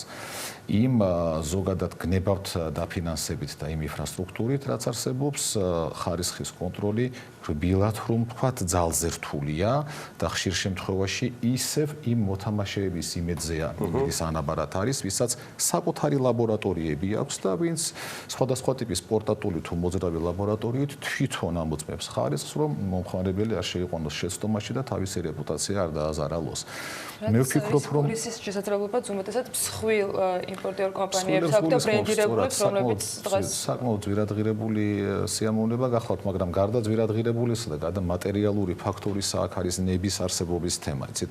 ბრენდი, რომელიც წარმოადგენს მსოფლიო ბრენდს საქართველოში, ის თავის ავტორიტეტს, თავის იმიჯს, თავის რეპუტაციას, რა თქმა უნდა, ასმაგად მეტად უფრთხილდება, ვიდრე ნებისმიერი სხვა, რომელიც შესაძლებელია იყოს ერთი ან ორი გასამართლებელი. ბევრი საკითხია და დარწმუნებული ვარ, ბევრჯერ გვექნება შეხვედრა, მაგრამ მინდა ვიკითხო ერთ-ერთი ყველაზე მნიშვნელოვანი და ჩვენთვის საინტერესო პირველი თემა, რომელსაც ლობინგს გაუწევს ასოციაცია ამ ინდუსტრიის, თქვათ, ინტერესებიდან გამომდინარე და საზოგადოების ინტერესებიდან გამომდინარე.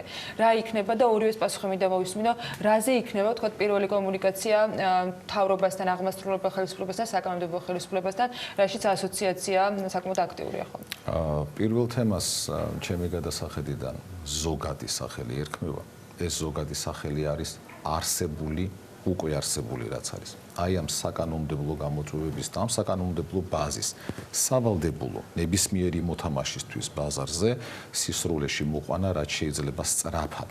როდესაც ამას ვამბობ, გულისხმობ ყველაფერს დაწყებულს ტექნიკური რეგლამენტები და სხვადასხვა ტიპის არდაგლით ჩამოსვლით იქ უამრავი ნიუანსია, დამთავრებული ისეთი მნიშვნელოვანით, როგორიც არის მშენებლობის ნებართვები, რეგულაციები ამ სფეროში, იმიტომ რომ არ შეიძლება მაგალითისთვის ახლა თქვენს გადაცემაში გუშინ წინ თუ სწორად მახსოვს ტურიზმზე ქონდათ სასარგებლო კარგი სასიამოვნო აქცენტები, ყველას გვიხარია მზარდი ტრენდი, ყველას გვიხარია რომ დინამიკა კარგია, არ შეიძლება ავტობანის გასწვრივ არსებობდეს ახალგახსნილი სადგურები, მაგალითად სოკარის და ვისოლის იმერეთში რომ გახსნეს თერჯოლის მიმდებარედ, თვალსაც ახარებს და რა ვიცი, ესე იგი ნებისმიერ ქვეყანას დაამშვენებს და იმავდროულად ახლო-მახლო არსებობდეს სადგური, რომელიც ასევე იმ პერიოდში გაიხსნა, ან ცოტათი ადრე, ან ცოტათი გვიან გაიხსნება და ეს არის ყველაფერი იმ ნორმატიული ბაზის დარღვევით, რაც არის.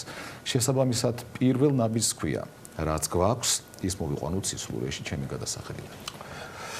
ლევან, აპირებთ თუ არა, ანუ იყო საუბარი, რომ ასოციაცია კომუნიკაციას ხელისუფლებასთან, რა ვიცი, უამრავი მიმართულებით კი არა და არც ერთი მიმართულებით არ ერიდება და რა მიმართულებით რა მიმართულებაზე ფიქრობთ, რომ განსაკუთრებულ ლობინგს მიმართავს ამ შემთხვევაში კომიტეტი თქვენი გადმოსახედიდან, როგორც დირექტორის? პირველ რიგში რაც შავლეგმა თქვა, ეს არის ყველაზე მარტივი, რითაც უნდა დავიწყოთ. ეს არის არსებული სიტუაციის სკრინინგი და ამის შემდეგ დიაგნოზის დასმა.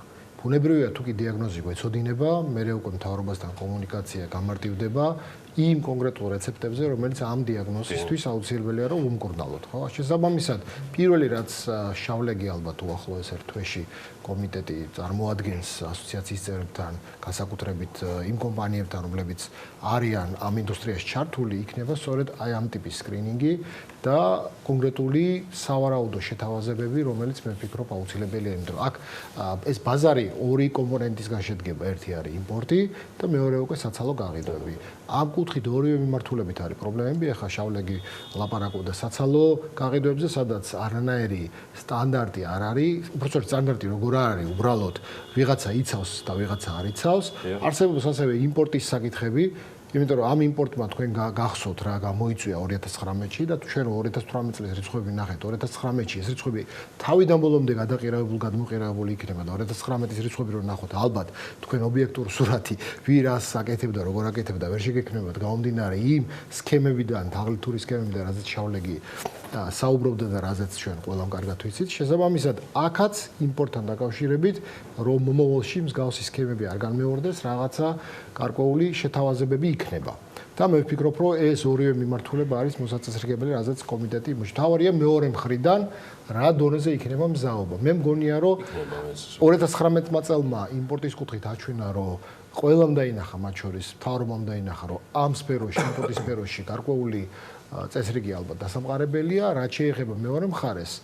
მეორე მხარეს თუ აქ უკვე ლაპარაკი ადამიანების ჯანმრთელობაზე, უსაფრთხოებაზე, გარემოზე, სადაც ჩვენ ცხოვრობ და ამ კუთხით ეს საკითხი თუ არ მოგვარდა, ეს იქნება ძალიან გრძელვადიანი პრობლემა ქვეყნისთვის. მადლობა ლევან, მადლობა ლევან ვეფხვაძეს, ამ შემთხვევაში საქართველოს ბიზნეს ასოციაციის აღმასრულებელ დირექტორს, იმ გადაწყვეტილებისთვის ჩვენ კიდევ ერთი ახალი სტატუსიდან გამომდინარე გაგვიაქტიურდება კიდევ ერთი საქმიანი რესპონდენტი შავლე გმიშველაძის სახით.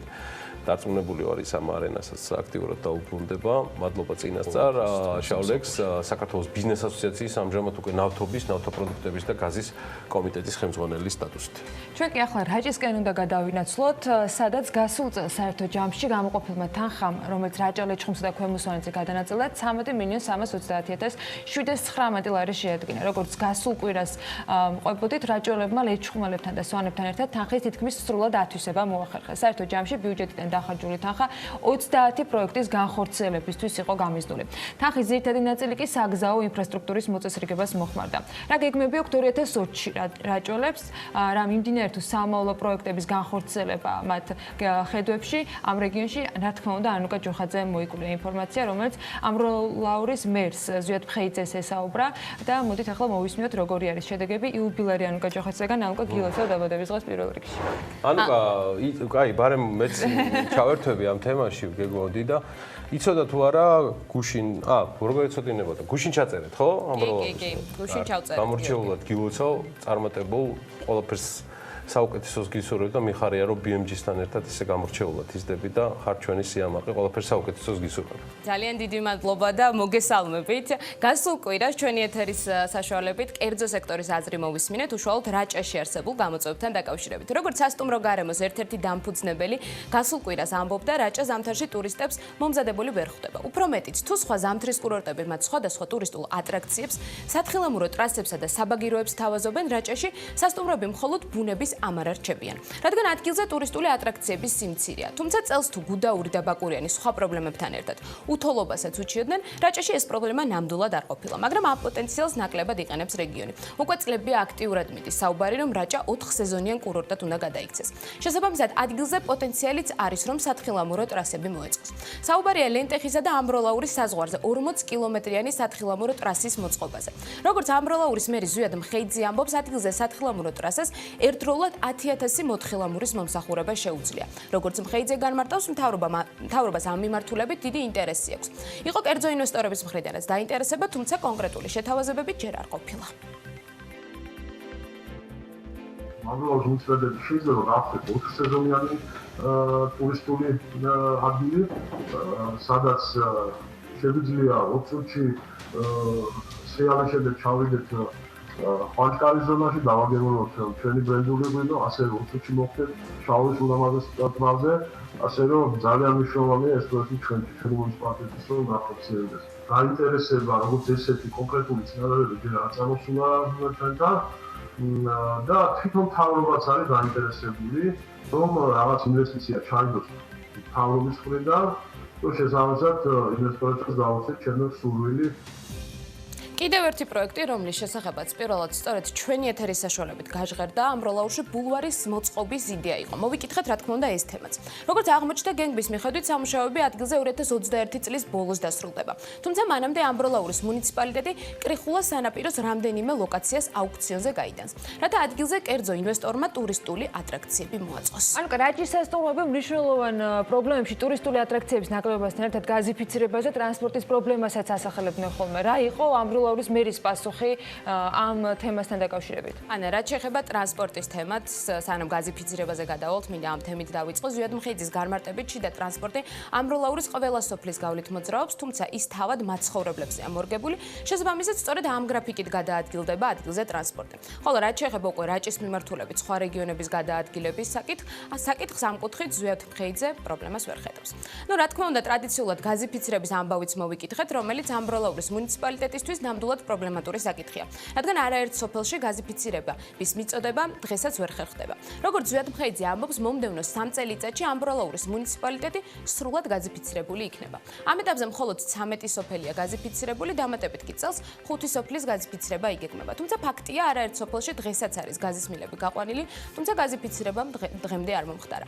ალბათ გვახსოვს, რომ კომუნიკაციების პრობლემა ჰქონდა შაურის მიმდებარე ტერიტორიაზე ერთ-ერთ სასტუმროს, რომელიც წელიწად ნახევრის დაგვიანებით სწორედ კომუნიკაციების არქონის გამო გაიხსნა. თან დაკავშირებითაც ბევრი გვისაუბრა 2019 წლის ბოლოს რეგიონული განვითარებისა და ინფრასტრუქტურის მინისტრის მოადგილე მაგალითად ზია გიორგომბიანმა ამ მუნიციპალიტეტის სივრცითი მოწყობის გეგმის პრეზენტაციაც გამართა და აქ ტურისტულ რეკრეაციული კომპლექსის ქალაქმშენებლობის დოკუმენტაციასაც მოიცავდა ეს პრეზენტაცია. ეს ტერიტორია როგორც ვიცი ჯერჯერობით ასათვისებელია, ხომ არ არის უკვე რამე სიახლეები, რას უნდა ველოდოთ წელს მაგალითად. ანა ნამდვილად ეს ის ტერიტორია, რომელიც ნამდვილად ასათვისებელია და დოკუმენტაცია, რომელიც 2019 წლის ზაფხულში დამტკიცდა, ადგილზე ტურისტული ინფრასტრუქტურის განვითარების გარკვეული სტანდარტები დააწესა. როგორც აღმოჩნდა, უკვე არის დაინტერესება კერძო ინვესტორისგანაც, რომელიც შაურის მიმდებარე ტერიტორიაზე 15 მილიონი ლარის ინვესტიციის განხორციელებას გეგმავს. როგორც ზვიად მხეიძე ამბობს, საუბარია ქართულ-ფრანგულ ჯგუფზე, რომელიც ადგილზე ტურისტული ინფრასტრუქტურის მოწყობას აპირებს. აიტერაც ხდება არის კი ბატონო, გახლავთ ინვესტორების მხრიდან შაურის მიმდებარე ტერიტორიებზე. ესეთია ერთი ქართულ-ფრანგული ჯგუფი, რომელიც ფიქრობს 5 მილიონიანი ინვესტიციის განხორციელებას. ასევე არის ქართველი ინვესტორებიც. ესეთი მსხვილი არა, მაგრამ 100,000-200,000 დოლარის ინვესტიცია სულ განახორციელოს. შესაბამისად, რეგულაციების მიხედვით უბრალოდ მიდის კონკრეტული ადგილების შესწავლა ინვესტორების მხრიდან, რომ რეგულაციების ფარგლებში ჩადგეს. შაურის მიმდებარე ტერიტორიის მოწყობის საკითხს კიდევ აუცილებლად მოვიკითხავთ, რადგან ადგილზე ნამდვილად დიდი ტურისტული პოტენციალია და ბოლოს ალბათ გახსოვთ, რომ გასული წლის ზაფხულში რაჭას ყოფილი პრემიერ-მინისტრი მამუკა ბახტაძე სტუმრობდა, რომელმაც სოფელ გოგოლათს ეროვნული კატეგორიის სტატუსი მიანიჭა. სიახლეა ის, რომ როგორც ამბროლაურის მერი ამბობს, სოფლის რეაბილიტაციაში 6 მილიონი ლარი დაიხარჯება. მისი თქმით, ამ ეტაპზე საპროექტო სამუშაოები მიმდინარეობს, რომელიც სავარაუდოდ 2020 წლის გაზაფხულზე დასრულდება. მადლობა ანუკას საინტერესო მიმოხილვისთვის, რა თქმა უნდა, აქ სიახლეებს ამ თემასთან დაკავშირებითაც არ მოგაკლებთ. ახლა კი სხვა ამბები უქმდება ხე-ტყის დამზადების გრძელვადიანი ლიცენზიების სოციალური ჭრის პრაქტიკა და მათ ნაცვლად ბრადი სადღეღო მეურნეობის მართვის მოდელი შემოდის, რომელიც მუნიციპალიტეტებში ეგრეთ წოდებული საქმიანი ეზოს მოწყობას გულისხმობს. ცვლილებებზე, რომელსაც საკანონმდებლო ორგანოში მეორე მოსმენის განხილვის ეტაპზე მყოფი ტყის კოდექსი ითვალისწინებს, საქმიანი დილის ეთერში განვიხილავთ. ბექა ბაციკაძის სტუმრები დღეს ნათია იორდანიშვილი ეროვნული სადღეღო სააგენტოს უფროსის მოადგილე და კარლო ამერგულაშვილი გარემოს დაცვის და სოფლის მეურნეობის სამინისტროს ბიომრავალფეროვნებისა და სადღეღო დეპარტამენტის უფროსი იქნებიან.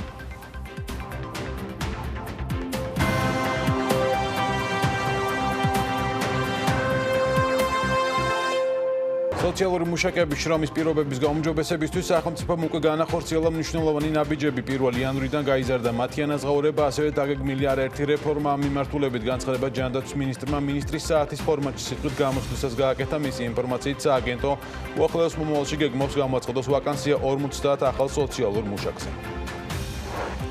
მინისტრის საათის ფორმატში ეკატერინე ტიკარაძემ სიღარიბის დაძლევაზეც ისაუბრა, ყოველ ბავშვს უნდა მიეცეს ხარისხიანი განათლების და ჯანდაცვის უფლება, მათ მშობლებს კი სტაბილური დასაქმება და ღირსეული პენსია, რაც საბოლოოდ მიგვიყვას მთავარ მიზნამდე დავძლიოთ ადამიანის, ოჯახის და ქვეყნის ზოგადი სიღარიბი, აღნიშნა ჯანდაცვის მინისტრმა.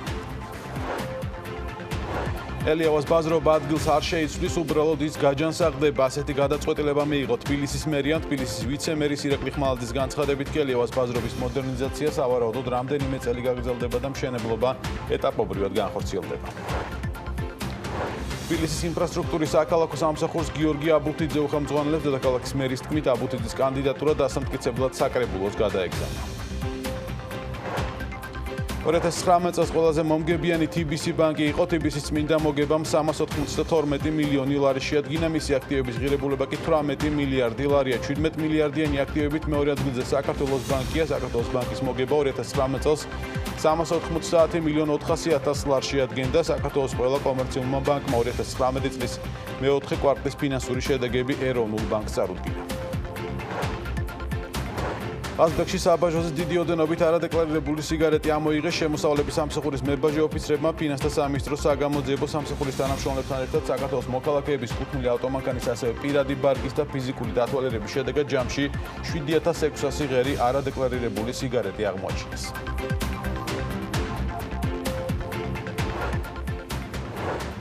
ფილმშვიდობის $500 დაწყებული ქალაქურის ბრენდის წარმოება 2020 წლის ბოლომდე თანამედროვე სტანდარტებით აღჭურვილ საწარმოს ააშენებს. საწარმო, რომელიც წლის განმავლობაში ადგილობრივი მოსახლეობისგან 50-60 ტონა იშვიათი ჯიშის თითათქილს ყიდულობს და აფასოებს უკვე საზღვრებს გაცდა და განსაკუთრებული პოპულარობით ამერიკაში, ჩინეთსა და უკრაინაში სარგებლობს. მეტი დეტალის გასარკვევად ქალაქურის საწარმოს სალომე ჭიპაშვილი ესტუმრა.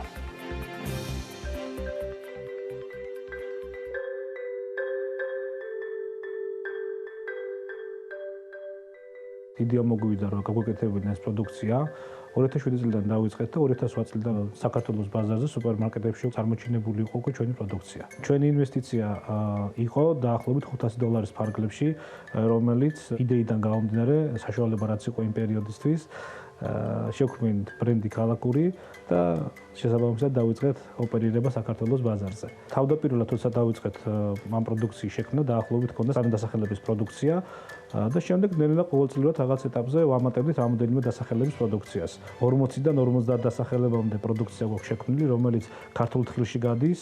ეს არის მიქსები, ეს არის ჩირებში, ეს არის ცალკე გრამაჟების მიხედვით დაფასოვებული და კიდევ შემოგვაქვს იმპორტიდან პროდუქცია, რომელსაც ვაფასოვებთ ქართული ბრენდით ჩვენ. ეს თხილი არის თითათხილი, ეგრეთ წოდებული ქართული სიტყვა თითათხილი, რომელიც იშვიათად მოიპოვება საქართველოს ბაზარზე, საკმაოდ ნორმალურად არის. ეხლა უფრო ტენდენციურად გლეხებმა გააშენეს ეს პროდუქცია, იმიტომ რომ მოთხოვნა ამდენი წლის განმავლობაში უკვე ნელ-ნელა იზრდება და არის უგემრიელი თხილი, რომელიც ნაკლებად კალორიულია სხვა ჯიშის თხილებთან მიმართებაში. პროდუქციას ვიზენთ ადგილობრივი მოსახლეობისგან, რომელიც უშუალოდ მოყავთ ამ ჯიშის თხილი რაიონებში. წლის განმავლობაში მოსახლეობისგან ვღებულობთ 50-დან 60 ტონამდე თხილს, რომელიც ამ რეგიონებში უშუალოდ მოდის.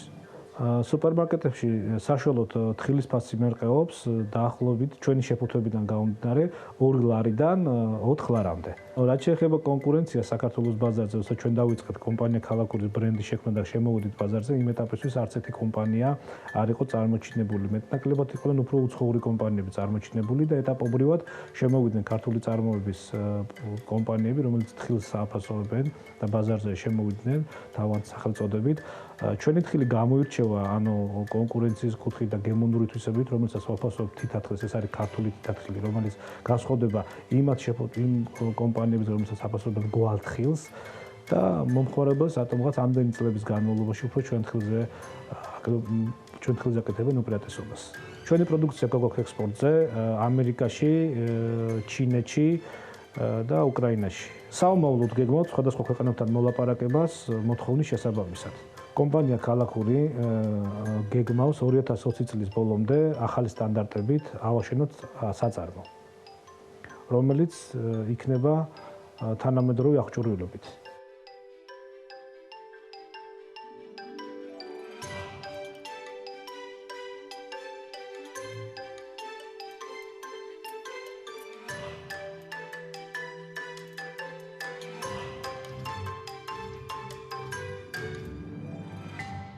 გარემოს დაცვის და სოფლის მეურნეობის სამინისტრომ ტყის ახალი კოდექსი შეიმუშავა დაინტერესებულ მხარეთა მაქსიმალური ჩართულობით კანონპროექტი სხვადასხვა უწყებებთან და სამინისტროებთან შეთანხმდა, რომლის პირველი მოსმენაც საქართველოს პარლამენტში 2019 წლის საშემოდგომო სესიაზე უკვე გაიმართა. კოდექსის მეორე მოსმენა თებერვალში უნდა გაიმართოს და შედეგად კოდექსმა ტყის ბიოლოგიური მრავალფეროვნების დაცვა, აგრეთვე ეკოლოგიური, სოციალური და ეკონომიკური ფუნქციების განსახორციელებლად ტყის რაოდენობრივი და ხარისხობრივი მახასიათებლების შენარჩუნება და უზრუნველყოფა.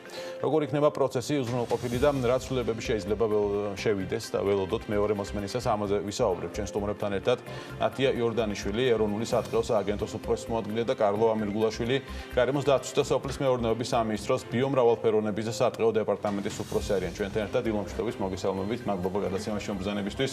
ტყის კოდექსთან დაკავშირებით საქმიან დილაში მათ შორის მე მახსენდება ეს პერიოდი, როცა საფუძვლებში როცა იწყებოდა ამაზე მუშაობა, ბატონი კარლო იყო ხოლმე ჩვენი სტუმარი და ამაზე ბევრ ჯელობდით და საუბრობდით რომ ის მნიშვნელობაზე და იმ გამოწვევებზე, რომელსაც ის უნდა ებრძოლოს. დასაწყისში რა იცვლება ტყის კოდექსით, მეორე მოსმენა თებერვალში უნდა იყოს, იქამდე რა ცვლილებებია უკვე პირველი მოსმენით მიღებული. მოგესალმებით, მადლობა მივესალმები მაყურებელს, მადლობა მოწვევისთვის, აი ამ ძალიან მნიშვნელოვან თემაზე სასაუბროთ. თქვენ აღნიშნეთ, რომ კოდექსმა გამო ძალიან ხანგრძლივი გზა, საკმაოდ მონაწილეობითი პროცესი, დაწყებული შემუშავებიდან, შემდეგ უკვე საჯარო განხილვების ფორმატში, ინდივიდუალური კონსულტაციებით და ასე შემდეგ და რატომ დასჭირდა ამდენი დრო და რა იცვლება? იცვლება ფაქტიურად ყველაფერი, ყველა მიდგომა, რაც აქამდე მან კი პრაქტიკად იქნა მიჩნეული და ამისი სამწუხარო თვალსაჩინო შედეგებიც კი ქვეყანას სახეზე აქვს. მოგეხსენებათ ზოგადად ცვლილებები სატყეო სექტორში ჯერ კიდევ 2013 წელს დაიწყო, როდესაც პარლამენტმა მიიღო პოლიტიკის გამსაზღვრელი დოკუმენტი სატყეო სექტორში, ეს გახლავთ ეროვნული სატყეო კონცეფცია. ამით ქვეყანა მაღიარა ის მცდარი მიდგომა, რაც მანამდე იყო ერთის მხრივ გრძელვადიანი ხე-ტყის დამზადების ლიცენზიების ტყის მართვის პრაქტიკით, ასევე სხვა რიგი თუნდაც სოციალური ჭრის მანკიერი მექანიზმი და ასე შემდეგ. კოდექსი ცვლის როგორც სოციალურ და ეკონომიკური სარგებლის მიღების საშუალებებს, რაც აქამდე არ იყო ტყის სექტორიდან, ასევე ძალიან მნიშვნელოვან ისეთ ეკოლოგიურ ნაწილს, რაც ტყეების რაოდენობრივი და ხარისხობრივი მაჩვენებლების გაუმჯობესებაში გამოიხატება. პირველი ეს გახლავთ ტყის ცნების დაზუსტება, თუ რას ვარქმევთ ჩვენ ტყეს და შემდეგ უკვე რას უნდა ვალოდოთ ამით სხვათა შორის გარდა იმისა, რომ ეს განმარტება საერთაშორისო განმარტებასთან არის ჰარმონიზირებული, თუმცა ადაპტირებულია ჩვენს რეალობასთან და საჭიროებასთან, მოგცემს იმის საშუალებასაც, რომ ქვეყანაში შეიძლება გაჩნდეს საკუთრების კიდევ ერთი ფორმა. შეგახსენებთ, რომ დღეისათვის სახელმწიფო საკუთრებაა ტყეები, ეს ისტორიულადაც ასე იყო, მიუხედავად ისა, რომ ევროპაში სხვადასხვა პრაქტიკა არსებობს, მათ შორის კერძო საკუთრების ტყეების და ბევრს მსჯელობდნენ. შენიშვნა იყო ერთ-ერთი არასამთავრობოსი, რომ ეწინააღმდეგება ის იმ სტრატეგიას, რომელიც მიღებული იყო 2013 წელს. არანაირად არ ეწინააღმდეგება, სტრატეგიაშიც პოლიტიკის დოკუმენტშიც არის ჩანაწერი, რომ შეიძლება იყოს სხვადასხვა საკუთრების ტყეები საქართველოში, თუმცა თითოეული მიდგომა უნდა სიფრთხილით იყოს შერჩეული, რადგან ქვეყანას როგორც უკვე ვახსენე, არ ქონდა ამის პრაქტიკა. შესაბამისად, ოღონდ ხაზი უნდა გაუსვა, რომ ტყის ახალი ცნების შემოღებით, დაზუსტებით პარამეტრისა, ტყისა და ახალი საკუთრების გაჩენით, ანუ კერძო საკუთრების ტყებით, ეს არ ნიშნავს, რომ არსებული ტყეების გაყიდვა უნდა მოხდეს, რომ არ შევიყვანოთ მსმენელი მაყურებელი შეცდომაში. ანუ რას ნიშნავს?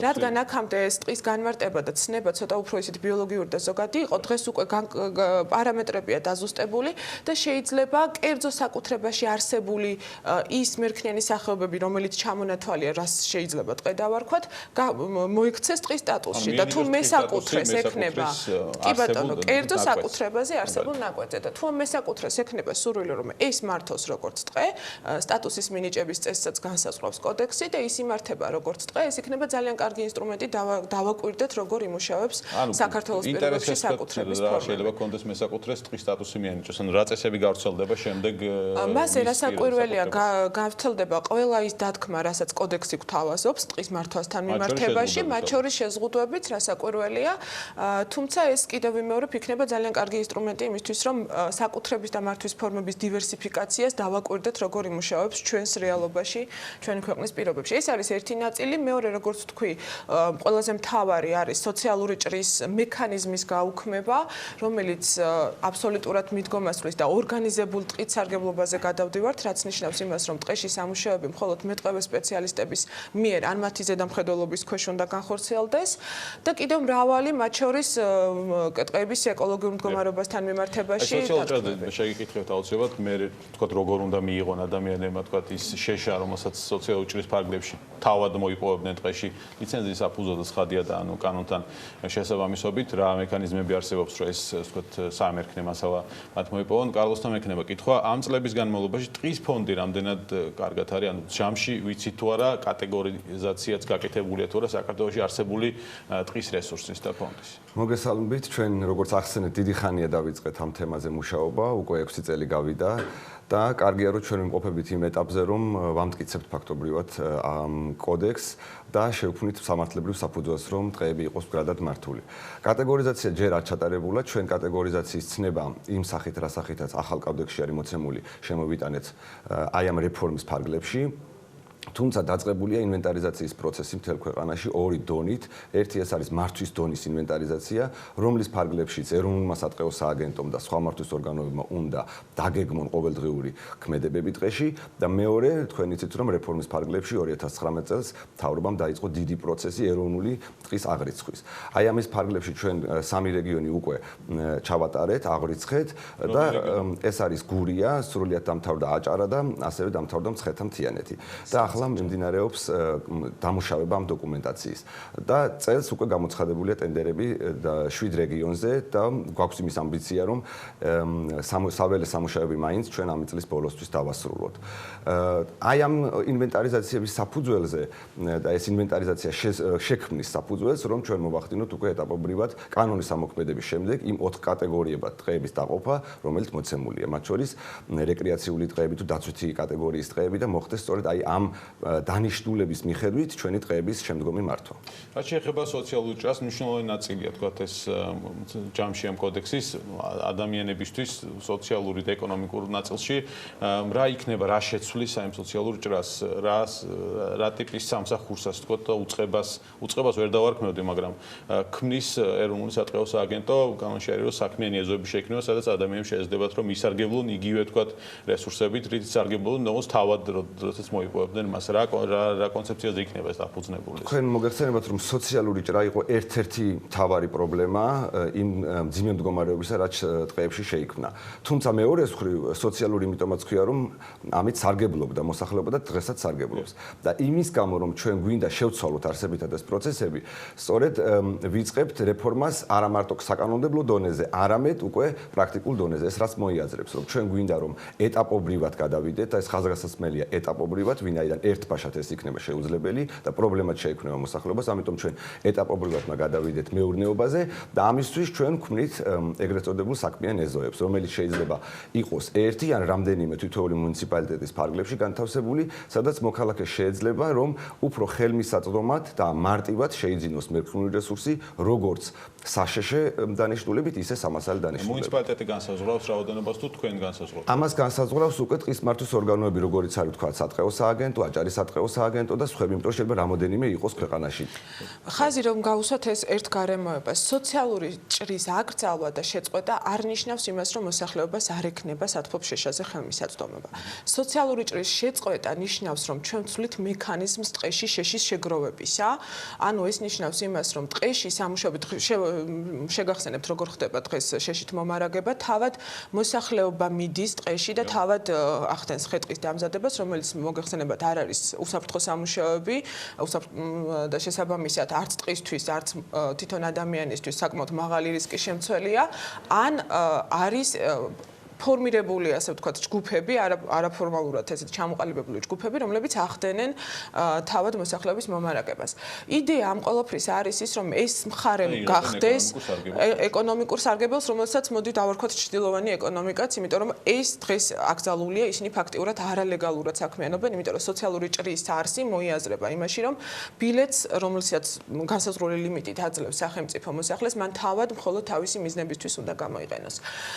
აი ამის შეცვლას იგულისხმება სოციალური ჭრის აკრძალვაში, ეს მხარე წესრიგდება, ლოჯისტიკური მხარე შეიძლება ითქვას, ანუ ტყეში სამუშაოები გახორციელდება მეტყევების, ტყის მართვის ორგანოების მიერ დაგეგმილი სამუშაოების ფარგლებში, თუმცა იგივე ადგილობრივი მოსახლეობა, რომელიც ამ სამუშაოებზე იყო დასაქმებული, მათი დასაქმება მოხდება აქაც, იმიტომ რომ სამუშაო ძალა რასაკვირველია, როგორც საქმიან ეზოში, ესე ტყეზე სამუშაოებზე, თუმცა შესაბამისი წვრთნის და აღჭურვილობის გადაცემის შემდეგ, რაც დღეს მათ არ აქვთ, ხოლო მოსახლეობას უკვე შეშის მიღება შეიძლება სწორედ აი ამ საქმიანი ეზოებისგან, ეს გახლავთ ეგრეთ ასე ვთქვათ ლოჯისტიკური კვანძი, ცენტრი თითოეული მუნიციპალიტეტის ტერიტორიაზე, ისეთ ადგილზე შერჩეული, სადაც ერთის მხრივ ტყიდან გამოტანა იქნება გაადვილებული და აქ მერქნის დასაწყობება და მეორეს მხრივ მოსახლეობას გაუადვილებს აქედან ტრანსპორტირებას. სამასალე მერქანს რაც შეეხება ამ ნაწილში რა ხდება?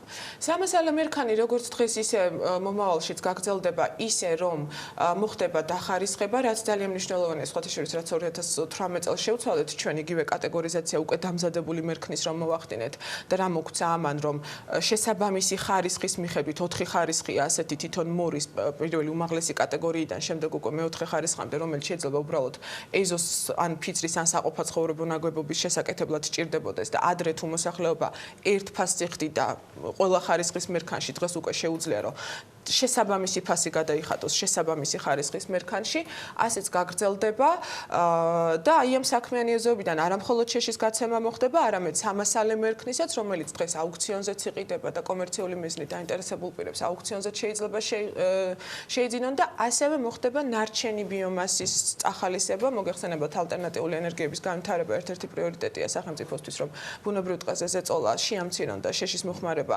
რამენაირად შევამციროთ, შესაბამისად ამ საქმიანობებში მოაზრებულია რომ ყველა კატეგორიის მერქანი დაწყებული პირველი ხარისხის მორიდან უკვე ნარჩენით რომელიც შეიძლება რომ უკვე გადამუშავდეს ბრიკეტად, პალეტად ან თუნდაც ჩიფსის სახით მიეწოდოს თვითონ მოსახლეობას ასეთი მერქნის რეალიზება. ანუ დღეს თქვათ მუნიციპალიტეტებში არსებობენ კერძო პირები ეგრე სახერხები მათ შორის რომლებიც შედიან ტყეში ჭრიანიკ და ამზადებენ მასალას, ხო?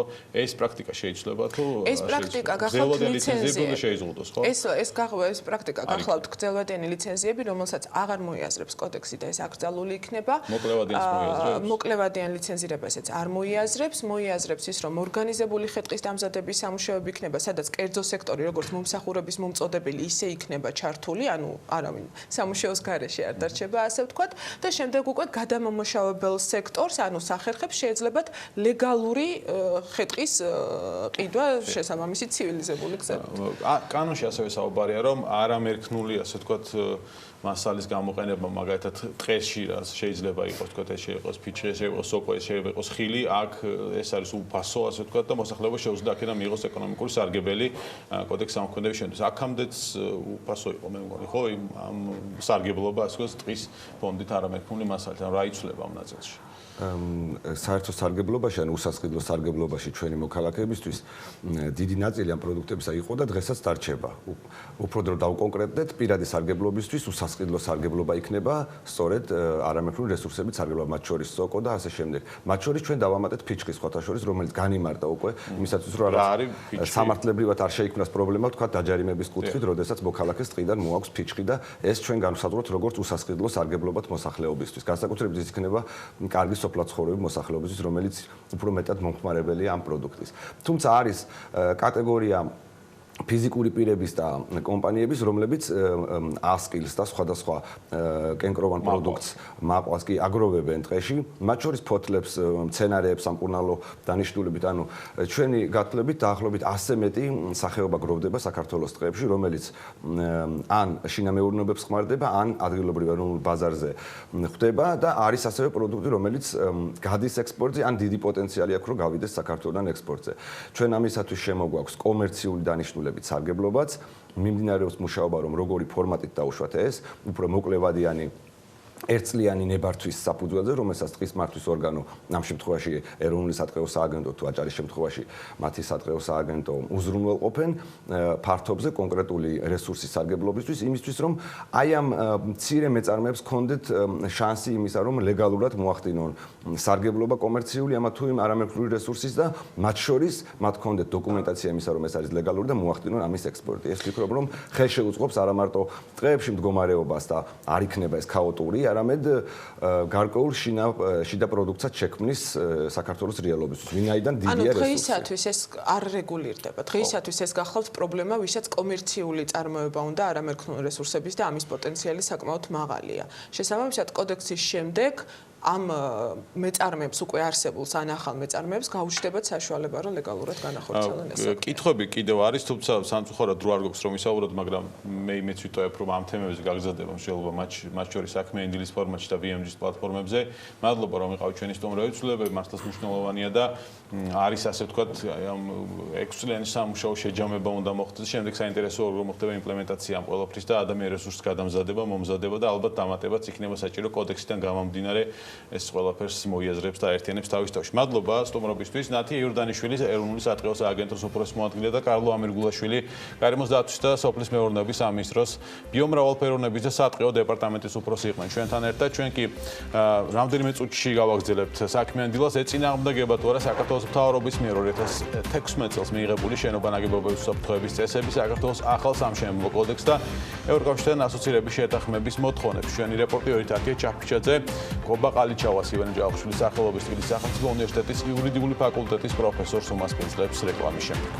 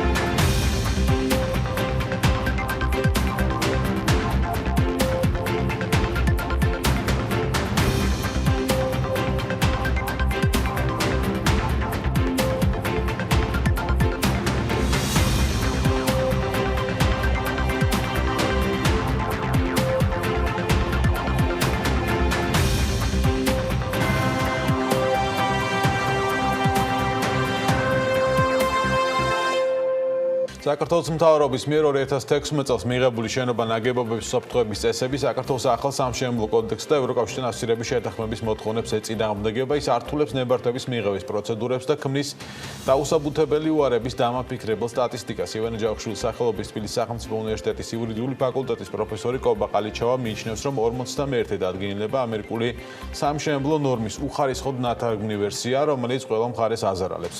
რას გულისხმობს ახალი სამშენებლო კოდექსის თანაავტორი ამ თემით ის ახლა უკვე სტუდიაში გააგრძელებს საუბარს და მასთან ერთად გვერდება თათია ჩაფიჩაძე დილამშვიდობის მოგესალმებით. დილამშვიდობისა, ვიდრე სტუმართან გადავალ, გეტყვით რომ 51 დადგენილება ჯერ კიდევ გიორგი კვირიკაშვილის პრემიერ-მინისტრობის დროს ამოქმედა, რომელიც გიორგი გახარიას ეკონომიკის მინისტრობის დროს კახა კალაძესთან ერთობლივი მუშაობის შედეგად მომზადდა. აღნიშნული დადგენილება შენობა ნაგებობების უსაფრთხოების წესებს ადგენდა, თუმცა მის უარყოფით მხარეებზე საუბარი ბიზნესმა დიდი ხნის წინ დაიწყო. დეველოპერების ნაწილი ფიქრობს, რომ ინვესტიციები მშენებლობის სექტორში სწორედ ამის გამო შემცირდა. ჩვენი სტუმრის მიერ მომზადებულ მასალაში კი ვკითხულობთ, რომ დღეს დეველოპერს არ აქვს განჭვრეტადი გარემო, რაც ზრდის მშენებლობის ფასს, თუმცა ეს ფასი სამწუხაროდ ხარისხზე არ აისახება. მეორე მხრივ არქიტექტორი ვერ ახორციელებს ხარისხიან მომსახურებას, მომხმარებელი პროცესისადმი კარგავს ნდობას, ხოლო ნებართვის გამცემი ორგანო იღებს თვითნებობის განუსაზღვრელ არეალს. ინფორმაციისთვის გეტყვით იმასაც, რომ საქართველოში 2019 წლის ბოლოდან ამოქმედებული ახალი სამშენებლო კოდექსი, რომელიც ევროკავშირთან ასოცირების შეთანხმებასთან ერთად ამ მიმართულების გარკვეულ ვალდებულებებსაც ადგენს, აღნიშნული სამშენებლო კოდექსი მოითხოვს სამშენებლო ნორმების გაწყობას ევროპულ სტანდარტებზე და მიუხედავად იმისა, რომ თბილისთან მიმართებით მოხდა კოდექსის ნაწილის 2029 წლამდე გადავადება, შენობა ნაგებობების მიმართ დადგენილ მოთხოვნებს გადავადება არ შეხებია. შესაბამისად, ამ ნაწილში კოდექსი სრულად ამოქმედებულია. რას მოითხოვს კოდექსი და რა არის მთავარი ხარვეზები 51 დადგენილებაში? გობა ყალიჩავასთან ერთად ვაგრძელებს საუბარს. მოგესალმებით, დიდი მადლობა, რომ ხართ ჩვენთან ერთად. დავიწყოთ ჯერ დადგენილებით. რა არის ის მთავარი ხარვეზები, რასაც თქვენ ხედავთ დადგენილებაში და რატომ ამბობთ, რომ კორუფციული რისკები განსაკუთრებით იზრდება, როდესაც ამ დადგენილების ამოქმედების პირობებში? მოგესალმებით, მადლობა მოწვევისთვის. 51 დადგენილება ეს არის ტექნიკური რეგლამენტი, სამშენებლო ტექნიკური რეგლამენტი, რომელიც საქართველოს მთავრობამ მიიღო 2016 წელს და ძალაში შევიდა 17 წელს. მოკლედ ეს არის ანალოგი ამერიკული, ასე ვთქვათ, საერთაშორისო ეგრეთ წოდებული სამშენებლო ნორმებისა, ეგრეთ წოდებული, იმიტომ რომ თქვა საერთაშორისო არის ტერმინი, თუმცა ეს არის თქვა ამერიკული შიდა მოხმარების ტექნიკური თქვა რეგლამენტი, რომლის სურვილი არის, რა თქმა უნდა, თქვა მის მოქმედების არეალის გაფართოვება, თუმცა საერთაშორისო ცხადი არ არის. მე თვითონ წარმოშობის ქვეყანაში, ანუ ამერიკის შეერთებულ შტატებშიც, ეს არის მოდელური თქვა სამშენებლო კოდები, რომელიც შტატებში განსხვავებულად მოქმედებს და ეფუძნება მოქმედების განსხვავებულ პრინციპს. რას გულისხმობ შემთხვევაში, პროექტირების ეტაპზე, როცა ხდება შენობის პროექტირება, ამ შემთხვევაში სახელმწიფო ერთობა თავიდან ბოლომდე ამ პროექტის შენახების ნაწილში, თუმცა შემდგომში ექსპლუატაციის ნაწილს ყველაზე მნიშვნელოვანია. ამ ნაწილში უკვე სადაზღვეო სისტემა მოქმედებს, ანუ სადაზღვეო კომპანიები თქვა იბარებენ ამ შენობაზე და აფასებენ შესაბამისობას და ბაზარი არეგულირებს შემდგომში თქვა უკვე იმ აქტიური სისტემების თქვა პრაქტიკაში, ცხოვრებაში ფუნქციონირებას რეალურად, რაც თქვა დაინერგა პროექტირების თქვა ჩაიდო პროექტირების ეტაპზე. ნუ თავიდანვე ჩვენთანაც იყო თქვა გარკვეული ასე თქვა მოლოდინები, რომ ამ ახალ რეგლამენტს თითქოს რაღაცა ამ მმართველობის შენობის უსაფრთხოების მმართველობით გარკვეული ასე თქვა შედეგები გამოიყო, თუმცა ნუ პირიქით მოხდა და თქვა მეტი პრობლემები გამოიწვია. ეს ტენდენცია დადგენილება მოქმედა იმ უბედური შემთხვევების გამო, რაც მოხდა და გვახსოვს ბათუმის შემთხვევაში სასტუმროში უსაფრთხოების ნორმების დარღვევასთან დაკავშირებით. დღეს თulit თუ არა რომ უნდა იყოს 51 დადგენილება თუ არ უნდა იყოს. იდეაში ხო არ უნდა იყოს, რა თქმა უნდა, იმიტომ რომ როგორც თქვი პრობლემები გამოიწვია და მაშინ რა უნდა იყოს და რა უნდა დაარეგულიროს? ნუ პრობლემებზე თუ ვისაუბრებთ, ანუ აქტორების პერსპექტივიდან, პირველი ალბათ ეს არის თავად დეველოპერი ამ შემთხვევაში, დეველოპერი არის გაურკვეველ მდგომარეობაში ამ შემთხვევაში, ნუ ძალადობის გარკვეული შემთხვევა გვაქვს, ანუ რეალურად ვერ მუშაობს, თუმცა რეგულაცია ახლა სავალდებულოა, დეველოპერი ვალდებული არა მოერგოს ამ ახალ რეგულაციებს ამ შემთხვევაში, თუმცა რის გამოც თხოვენ მას ამ რეგულაციას ხარისხზე ორიენტირება აქ ვერ ხდება, ფასი ცალსახად იზრდება, შეიძლება ჩვენ გავთვალოთ, ანუ მშენებლობის მასშტაბიდან გამომდინარე 5-დან 20% შეიძლება გაიზარდა ამ შემთხვევაში მშენებლობის ფასი, ნუ პროექტირება, შემდგომში მის იმპლემენტაცია ამ შემთხვევაში, თუმცა თქვა ეს იგი ეს ხარისხი ცალსახად მიუღწეველია და გამოდის რომ აბსოლუტურად თქვა უშედეგოდ ხდება ამ შემთხვევაში ფასმატება. მეორე მხრივ სამწუხარო ისიც არის რომ თქვა რაღაც რეგულაცია ჭირდება ან რა ვიცი უნდა მიიღოს მაინც და მაინც მერია მთავრობამ რომ რაღაც უსაფრთხოების სტანდარტებზე თქვა დეველოპერმა ემუშაოს. არსებობენ დეველოპერები, მშენებლები და ასე თქვა კომპანიები, რომლებიც ამას ისე აკეთებდნენ, ქონდა თქვა ხარისხიანი, იყო თქვა ის ასახული შესაბამისად ფასშიც, მაგრამ ვიღაცები არ აკეთებდნენ. მივიღეთ გარკვეული დადგენილება, რომელიც ავალდებულებს არაკეთილ სინდისიერ თქვა დეველოპერებსაც და ამ რომ მოერგოს დადგენილებას და კეთილ სინდისიერ დეველოპერებსაც ასე თქვა ცუდ მდგომარეობაში აყენებს. საერთო ჯამში ეს სურათი გვაქვს დღეს. დიახ, ანუ დეველოპერების მხრივ ნამდვილად თქვა ფორმალიზება ხდება ამ შემთხვევაში ავალდებულების თითქოს დაცვის.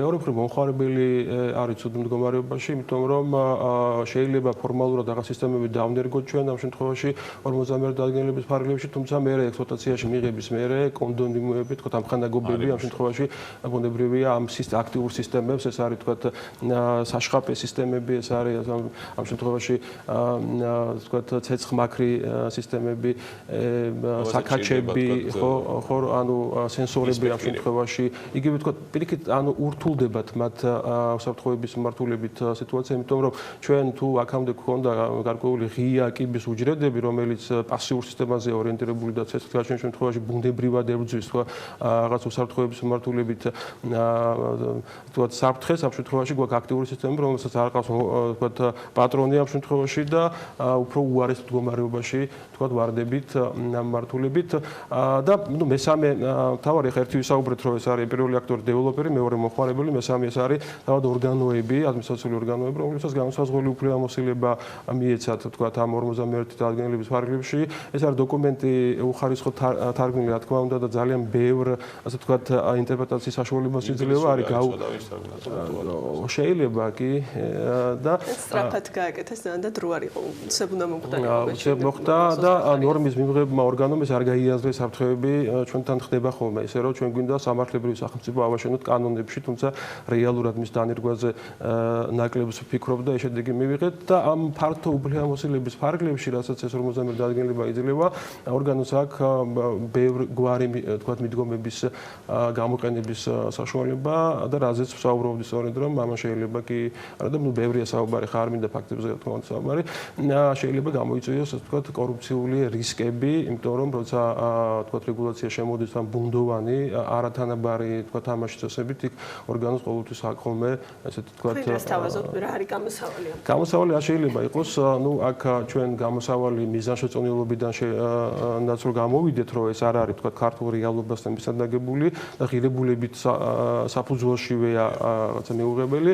სამართლებრივი მოთხოვნაც არის, რომ თქვა ესე იგი ეს ევროპული კოდები ჩაინაცვლოს, თქვა ეს ამერიკული ამ შემთხვევაში სამშენებლო ნორმები. ერთი არის შიდა სახელმწიფოებრივი ვალდებულება, ჩვენ გვაქვს ახალი სამშენებლო კოდექსი ამოქმედა გასული წლის 3 დეკემბრიდან, რომლის შეუძლია დაფაროს ის ფუხლები, რაც 51 დადგენილებაშია. მოგახსენებთ, რომლის მე 9 თავი ეხება შენობანაგობის ხარისხობრივ მოთხოვნებზე, ჩაიწერა ცალსახადრო და ერთ-ერთი არის თქვა სახანძრო საფრთხეობა, კონსტრუქციული მედეგობა, ენერგოეფექტურობა, განახლებადი ენერგიები და კიდე ბევრი მიმართულება ამ თავში და აქ ითქვა ამ კოდექსის თავშივე რომ ამ თავში მოცემული ხარისხობრივი მოთხოვნების თქვათ იმპლემენტაციის დროს აქ ესე იგი ორიენტაცია უნდა გაკეთდეს ევროპულ კოდებზე და ის ცალსახად გამორიცხავს ამ შემთხვევაში ამერიკული კოდების მოქმედებას. მეორე მხრივ ჩვენ გვაქვს ასოცირების შეთანხმება, საერთაშორისო ვალდებულება, რაც ქვეყანამ აიღო და იქ არის რამდენიმე ევროპული დირექტივა, რომლის იმპლემენტაციის ვალდებულება ქვეყანას გააჩნია და ის ირიბა თუ თქვათ არაპირდაპირ თუ პირდაპირ თქვათ ითვალისწინებს სწორედაც ევროპულ კოდებზე გადაწყობის ვალდებულებას ენერგოეფექტურობის თვალსაზრისით, ხდება შენობანაგებობის ხარისხობრივი მოთხოვნების თვალსაზრისით. რა თქმა უნდა, იმიტომ რომ ჩვენ თქვათ საბჭოთა პერიოდშიც, პოსტსაბჭოთა პერიოდშიც ვიყენებდით თქვათ ტექნიკურ რეგლამენტაციას, რომელსაც საფუძველი ჰქონდა ევროპულ თქვათ გერმანულ თქვათ ნორმებში, ამ შემთხვევაში ნუ დინი, ნოიფერტის გარკვეული რეგულაციების საფუძველზე იქნებოდა და ამიტომაც ჩვენ უფრო ახლოს ვართ. ბუნებრივია, ამის მერე ძალიან ბევრი რა შეიცვალა. ინგლისურიც შეიძლება, იმიტომ რომ ევროკავშირის სტანდარტები არის ინგლისურადაც, ფრანგულადაც და ყველა ევროკავშირის თქვათ წევრი ქვეყნის ენაზე, ამ შემთხვევაში პრობლემა მართულებით არ გვაქვს და ეს რა თქმა უნდა უფრო მორგებული იქნება ამ თქვათ რეალობასთან, ვიდრე ამერიკული კოდები, რაც დღეს ვერ მუშაობს და პირიქით პრობლემებს ქმნის. ძალიან დიდი მადლობა ბატონ კობა, იმედია გაითვალისწინებენ გადაწყვეტილების მიღებები ორგანოები თქვენს რეკომენდაციებს. კობა ყალიჩავა, ივანე ჯავახიშვილის სახელობის თბილისის სახელმწიფო უნივერსიტეტის იურიდიული ფაკულტეტის პროფესორი ვსტუმრობდა საქმიან დილაში. მადლობა თათია ჩაფიჩაძეს და მის სტუმარს. ვასრულებთ საქმიან დილას საქმის კურს ეთერებში შევხვდებით. ჩვენ ერთმანეთს დღის განმავლობაში. მადლობა თქვენ ყურადღებისთვის. დროებით.